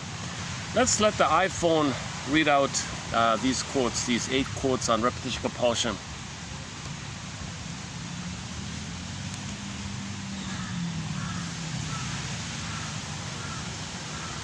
Repetition compulsion refers to the tendency to repeat, compulsively, ways of feeling, thinking, and behaving that were experienced earlier in life. These compulsions are driven by our unconscious needs and exert a great effect not only on the initial selection of a mate, but on the way we interact with them as well. To a greater or lesser extent, it is probably true that most of us have a compelling, and mostly unconscious, desire to seek out a partner with whom we can replay parts of our childhood emotional drama. We seem to be particularly attached to those dramas that were injurious, were not fully worked through, and, for better or worse, those that are simply most familiar to us. We are not usually drawn into such familiar dramas because we have some peculiar masochistic need to re-injure ourselves. We are driven to repeat such self-defeating patterns by an unconscious desire to bring the drama to a different, more rewarding conclusion. For we are always seeking a way to heal our wounds and come to wholeness, to rework our life's experience and arrive at a greater equilibrium and harmony. We seek to complete what is incomplete, and our hope is that the next time around we can give our drama a happier ending and fulfill that which was unfulfilled. L. Barbach and D. Geisinger. When we become adults and look for love, we unconsciously look for someone with the same traits as those in our imago image. When we find a potential romantic partner who's a pretty good match for some of the more important traits, we feel that we've fallen in love. And to the extent that we match the other person's imago, they also feel the same way. On an unconscious level, our romantic partner is fused with our early caretakers, and we're back in childhood. To the old brain, the scene is recreated. Now we're going to get all the love and nurturing that we wanted but didn't get in childhood. This time it's going to go just right. And indeed it does for a while. The sky seems bluer, the grass greener, the world feels like a wonderful place. We feel restored to wholeness and true aliveness, because we're finally getting the nurturing, from the right person, of course, that we've sought for so long. To the old brain, our partner is, the person who restores us to life. Post-hypnotic commands, like scripts for a drama. The subconscious notices that even though the experience was painful, we survived. By its dreamlike logic, the way to survive then is to recreate the experience. J. Sloman. Repetition compulsion, you may feel a need to change those early relationships to make them go right this time around. Early attraction scripts. We're like producers and directors scanning the population for the right cast. J. Kuryansky. The transference. A new edition of an old problem. A repetition compulsion in which the patient projects issues from his early childhood onto the psychotherapist, usually involving parents or other immediate caregivers. The goal of therapy is to work with the patient's transferences in a way that will finally resolve the issue that underlies the transference, thereby eliminating the need for adult repetition of the original problem. C. Mays. The traumatic moment destroys individuation, chance and choice, and makes the individual the helpless victim of repetition compulsion. E. Hamburger. A trigger is a reminder of a past trauma that causes a fight or flight response. Triggers occur as the result of deep, unresolved wounds that manifest through emotions like anger, fear, and anxiety, or the inability to express emotions. Think of these as messengers that allow us to be conscious and aware of what needs to be addressed within us. The world is a mirror. You create projections when you misinterpret what is coming from inside of you to be coming from outside of you. Ever notice that it's the same stuff, but just on a different day? Different relationships ending the same way. We tend to create the same undesirable scenario repeatedly in our lives when we have not healed the pain behind it or when we have not looked closely enough to learn the lesson present in that scenario. Essentially, we begin running on autopilot when we allow our shadow selves to dictate our reality. This self-inflicted phenomenon is known as repetition compulsion. We can't be the light if we are holding aspects of ourselves in the darkness. When you are living in the self-created limits of your shadow, it crushes your ability to be truly who you are, in full self-expression. When you are repeatedly getting triggered, projecting your emotions, and repeating negative patterns, you are living a limited, exhausting life. When we bring our shadow out into the light and accept it for who it is and how it contributes to our reality, our lives change for the better. This is called integration, and it happens when we truly accept and embrace all those parts of ourselves. V. Inez and L.J. The infant Ernst will not remain helpless. He will search for the stubborn nourishment, find where it is hidden, pull it forth, drag it up, and somehow still his thirsty craving, the mother's body shall yield up its treasure. When shown the blank card, Ernst projected a scene of the desert. On it he placed oil derricks, then saw two prospectors looking for gold fields, and concluded, to make the story amusing, it would be necessary to have them succeed in getting the gold. He told, with mild amusement, of his attempt about 3 years ago to write a novel. A great scientist, a brave man, went to another continent in search of something or other. I'll be darned if I can remember what the object of it was. Can't remember what the great quest was for. Something very great. R.W. White. On one hand you feel underscore underscore, but on the other hand you feel underscore underscore. A&MIV, C. Zoliket. TQ 3273.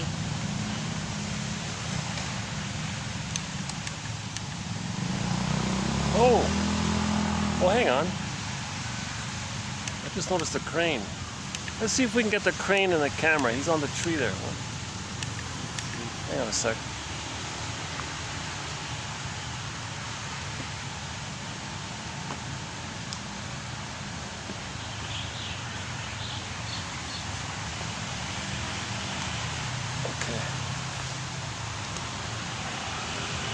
Okay, standing on a branch, on one leg, there's a crane of some kind.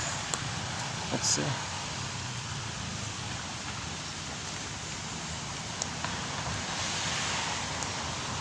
Black and white. He's about to jump, I think. He's about to take off. Can you see him? Oh, probably not, eh?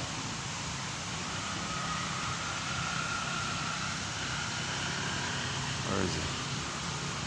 I can't even see it. Oh, he really blends in, huh? Oh boy.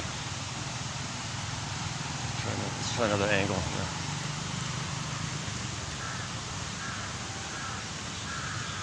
My goodness, the bird is actually reacting to my movement here.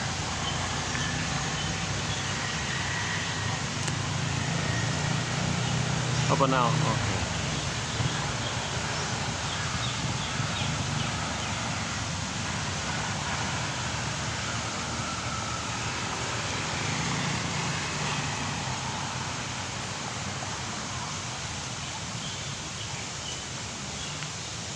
Still raining up there.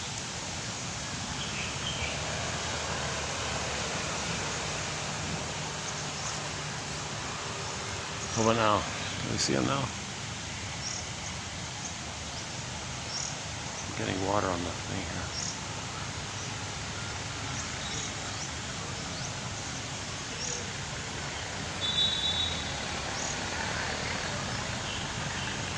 Do you see him? I don't even see. Oh, was that him there? Oh, there he is. Okay, I see him now. Look at the middle of the screen. If you see something moving, that's a crane.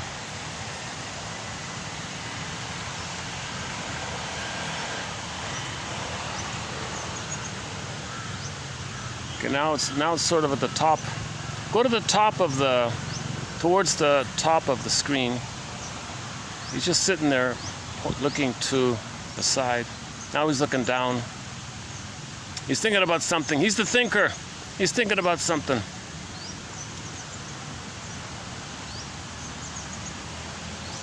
That's too bad I can't get it closer. What about now? That's a big old bird, eh? Right in the heart of the downtown city here.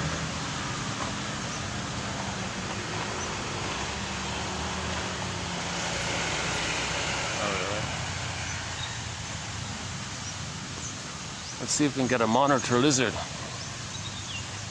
Get a monitor lizard. No.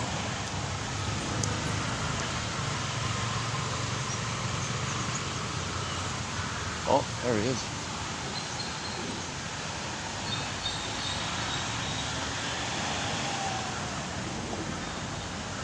Okay, enough of that.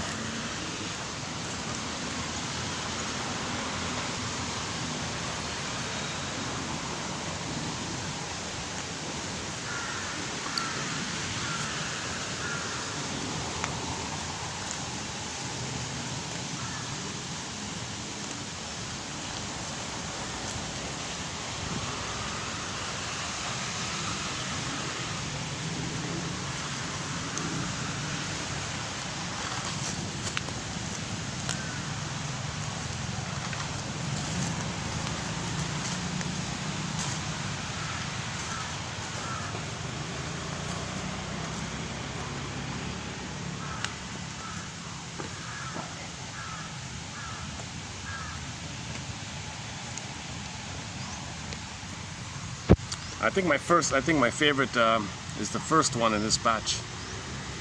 The first one here. Again, repetition compulsion refers to the tendency to repeat compulsively ways of feeling, thinking, and behaving that were experienced earlier in life. These compulsions are driven by our unconscious needs, or unmet needs rather,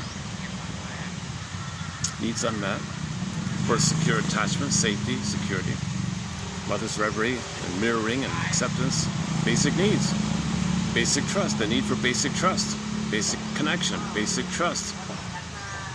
And this unmet need exerts a great effect, not only on whom we choose, but the way we're then going to interact with them. Usually it's expectation, right? To a greater or lesser extent, it is probably true that most of us have a compelling and mostly unconscious desire to seek out a partner with whom we can replay parts of our childhood emotional drama. We seem to be particularly attached to those dramas that were injurious. So you can think of it this way: who hurt you more, the mother or the father? Okay. So the one who hurt you more, okay, that's the one you're going to be attracted to.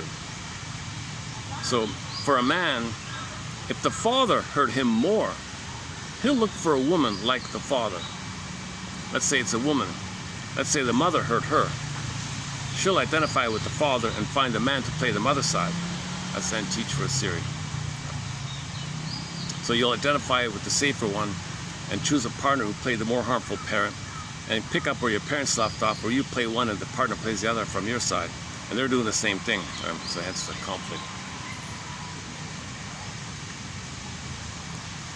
We seem to be particularly attached to those dramas that were injurious, or not fully worked through, or for better or worse, those that were simply most familiar to us.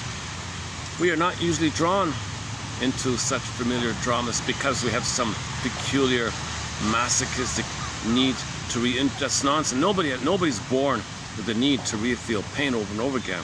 That's just what happens. It just looks like that. But unpack it, go underneath. That what's really going on is we are driven to repeat self-defeating patterns by an unconscious desire or need to bring the drama to a different result, a more rewarding conclusion, i.e. mother loved me. For we are always seeking a way, innate drive for healing. We're always searching to heal. Innate drive for healing. This is part of the innate compulsion to seek healing. So repeat the thing.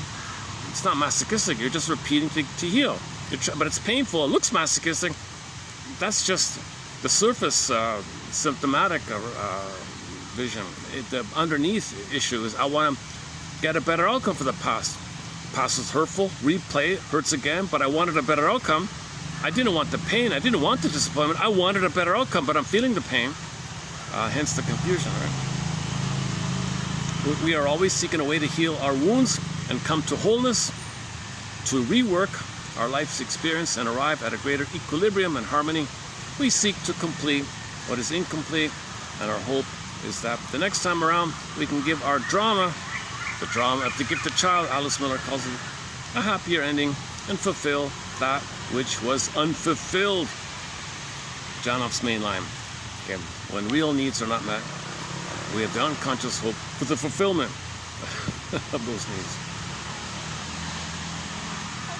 Okay, the Imago one. Okay, you're a director and you're a producer scanning to play the cast, the new edition. Trauma makes us not choose our life, etc. Triggers. Okay, so those are opportunities to recognize that there's some unresolved wound in the past. You can think of it as an opportunity. And this one here about the theme of your fantasy. So one young person had a fantasy of search and find some great thing. Search and find some great thing. So that's the shrink linked it to the child not getting mother. And lastly, on the one hand, you feel but on the other hand, you feel. So try it out. So new self-help exercise, just a slight variation, a slight wording of, you know, part of you thinks this or wants it, another part of you thinks it, you know, just a slight variation. Let me try it again. On the one hand, I feel worried about the water getting in the camera. On the other hand,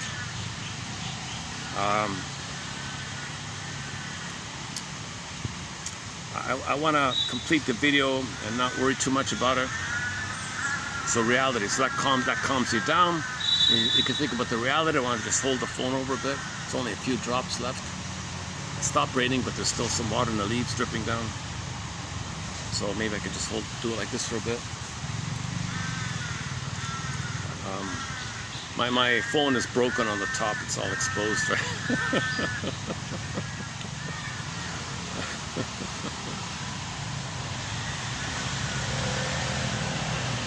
Yeah, I was going to do a preview of the next one, of the symbiotic trend, 3274. So that was 73. 74, it's the phrase. I want to focus specifically on the phrase, symbiotic transference.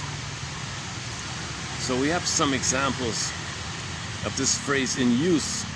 1, 2, 3, 4, 5, 6, 7, 8, 8, oh, another 8. So maybe I could let the phone read it out, or a second.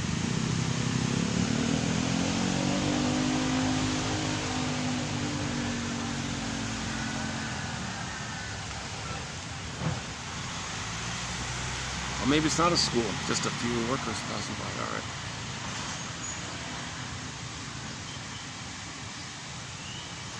Son of a gun with that organic. It's a little tiny family. I mentioned at the beginning of this video, there's a tiny family-run organic shop that's an extension of their farm. So they're not there half the time. I don't have the inside communication of when they're going to be there. They say it's random. They're there, they're not there. You can take it. So I've been trying to see if I can catch them. So today they weren't there.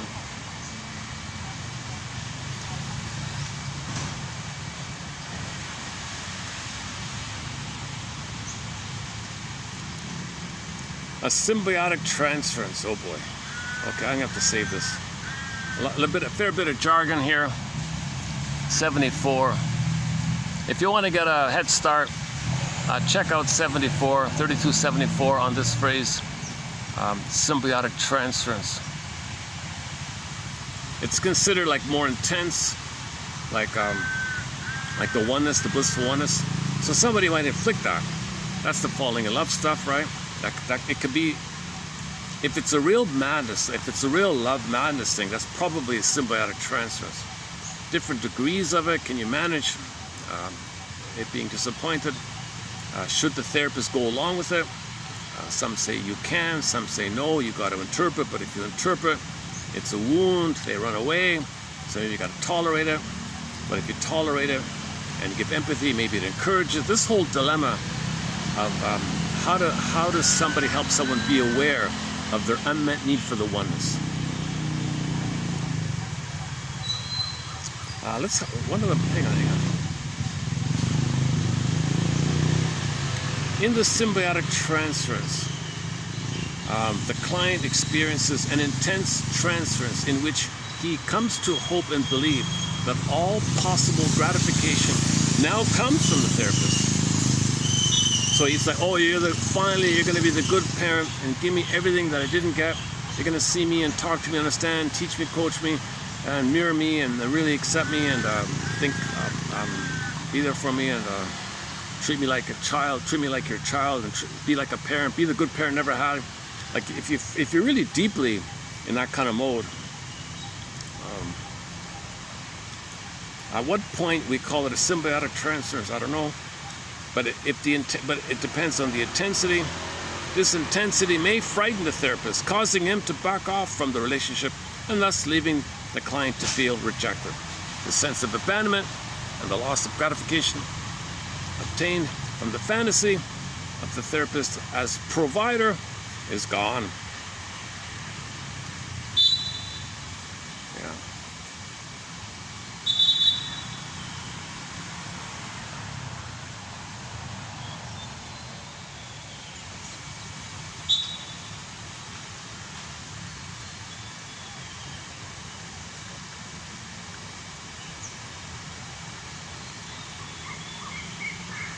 So disappointments, you wanted something, you're disappointed, so that could be a trigger because you wanted something, right?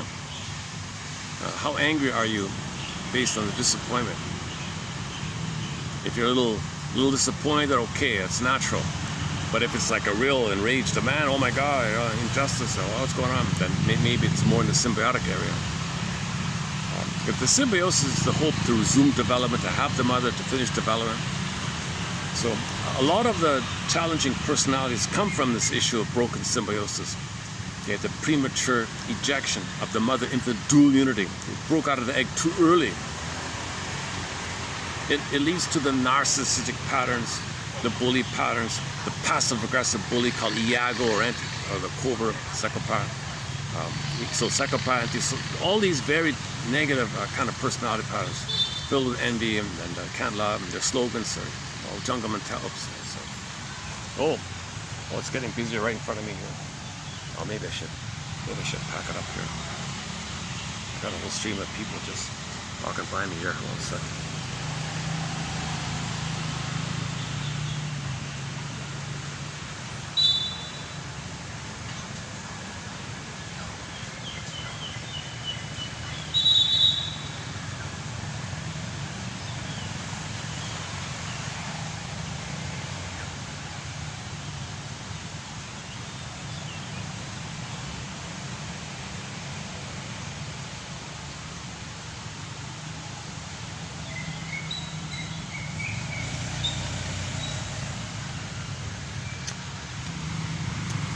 One guy had a very intense look at me, and then I looked back and he did like a little apologetic gesture or something, maybe.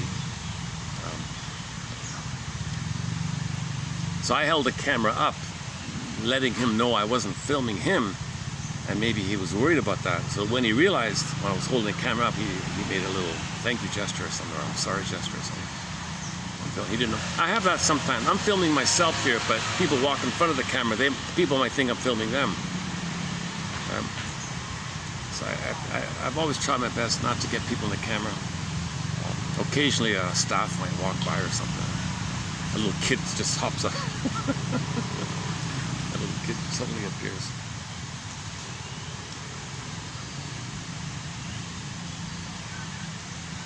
Oh, my fan's working. All right. Let's get it back here. There we go. Well, what time is it? 4:40. It's kind of dark for 4:40, right? You know, it's due to my location, it's going to take me forever to get back. Let me get a head start getting back. I'm kind of a little a ways from my place. Let me see if I can beat the traffic. I'm gonna go back to the organic grocery stall there, see if by chance they're open. It's not too far from where I am here. Let's see if I get lucky. It's a little secret. It's a little unknown secret. I don't think anybody really knows about it. There's no advertising. There's nothing about them. You can't. There's no online service. They don't have delivery. Nothing. Just cash kind of thing.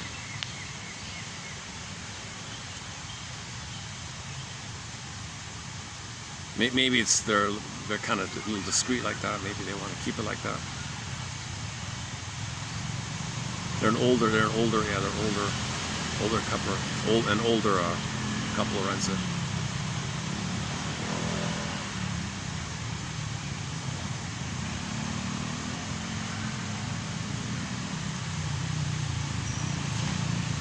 Okay. Let's go to the website.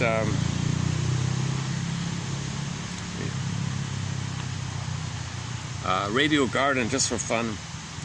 Sometimes I get lucky with Radio Garden. Radio Garden.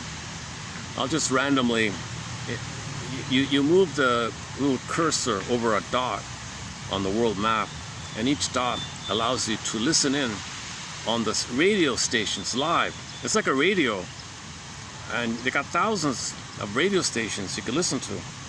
It's a lot of fun. I found a lot of good songs lately. Oh, this one's Turkey. So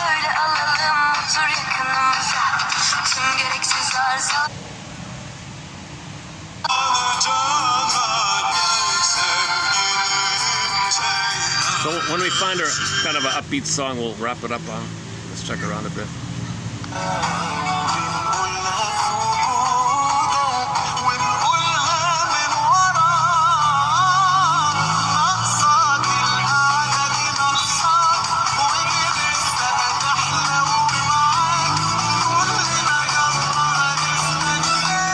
That's a pretty good song.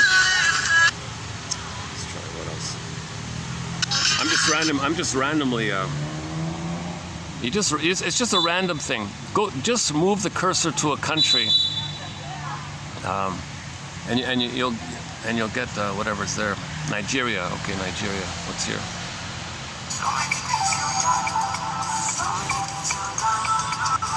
Oh, let's fix the volume here. Hang on a second.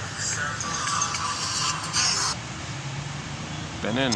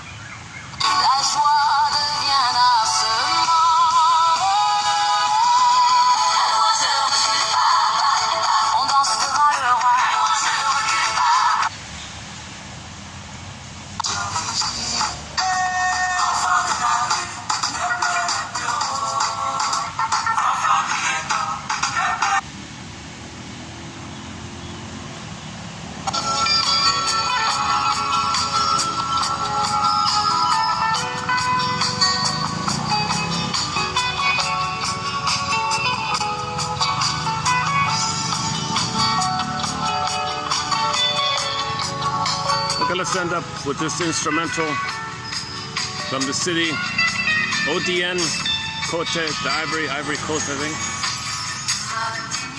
Oh.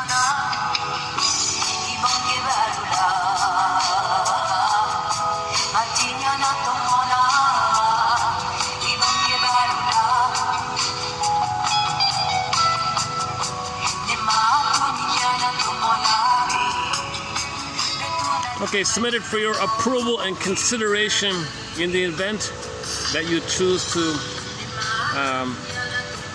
accept the mission.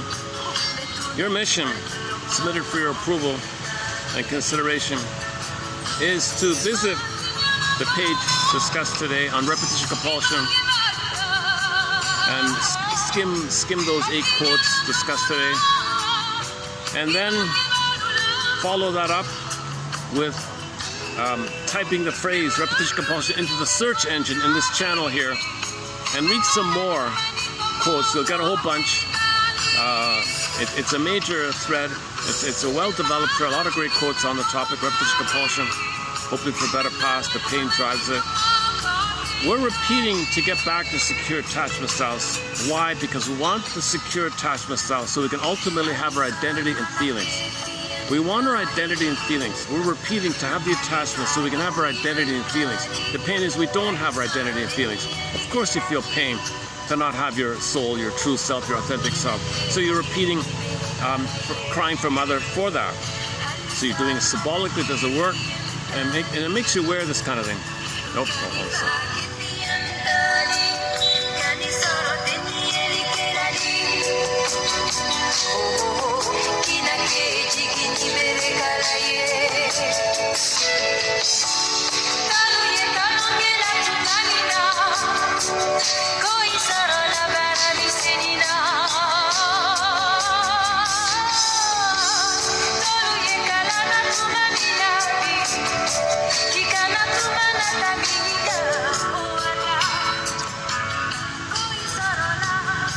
similar kind of thing. Another guy passed in front of me and gave me a little tense. I think it's funny, in downtown things are always a little more tenser, right? There's more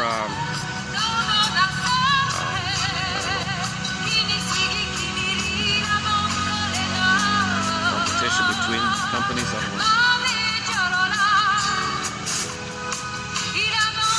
know. Okay, let's go back to the Ivory Coast here. ODN. Seems like so right in the middle of nowhere, right? Southern part.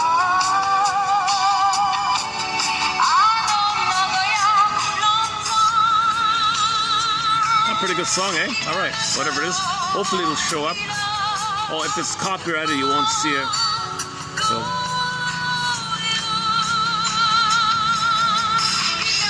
If I visit the channel, I lose the.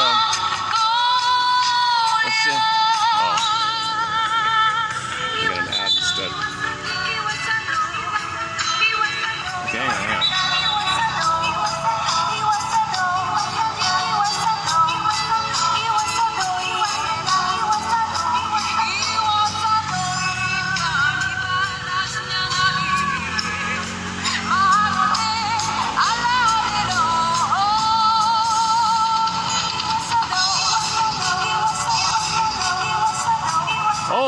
We got it.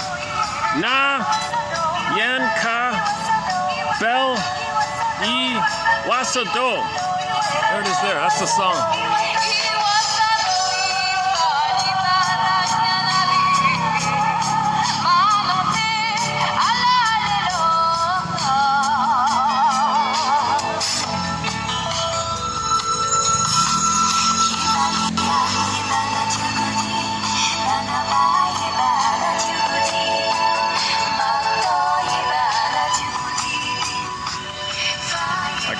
Issue here, hold on a sec.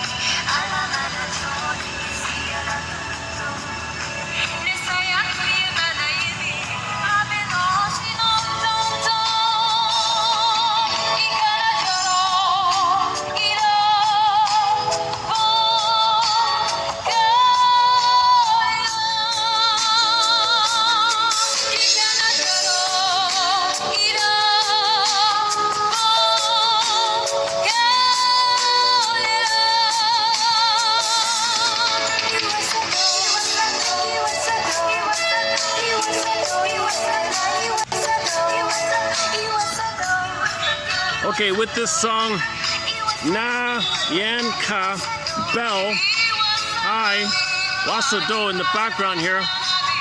Let's wrap it up for today. Thanks very much. Submitted for your approval and consideration. Type in the phrase repetition compulsion in the search engine here, plus the 8 quotes discussed in preview mode here, 73, 32, 73, and see what you think. May these quotes help you to be aware of your own repetition compulsion so that you can stop doing so. And I'll see you in the next video.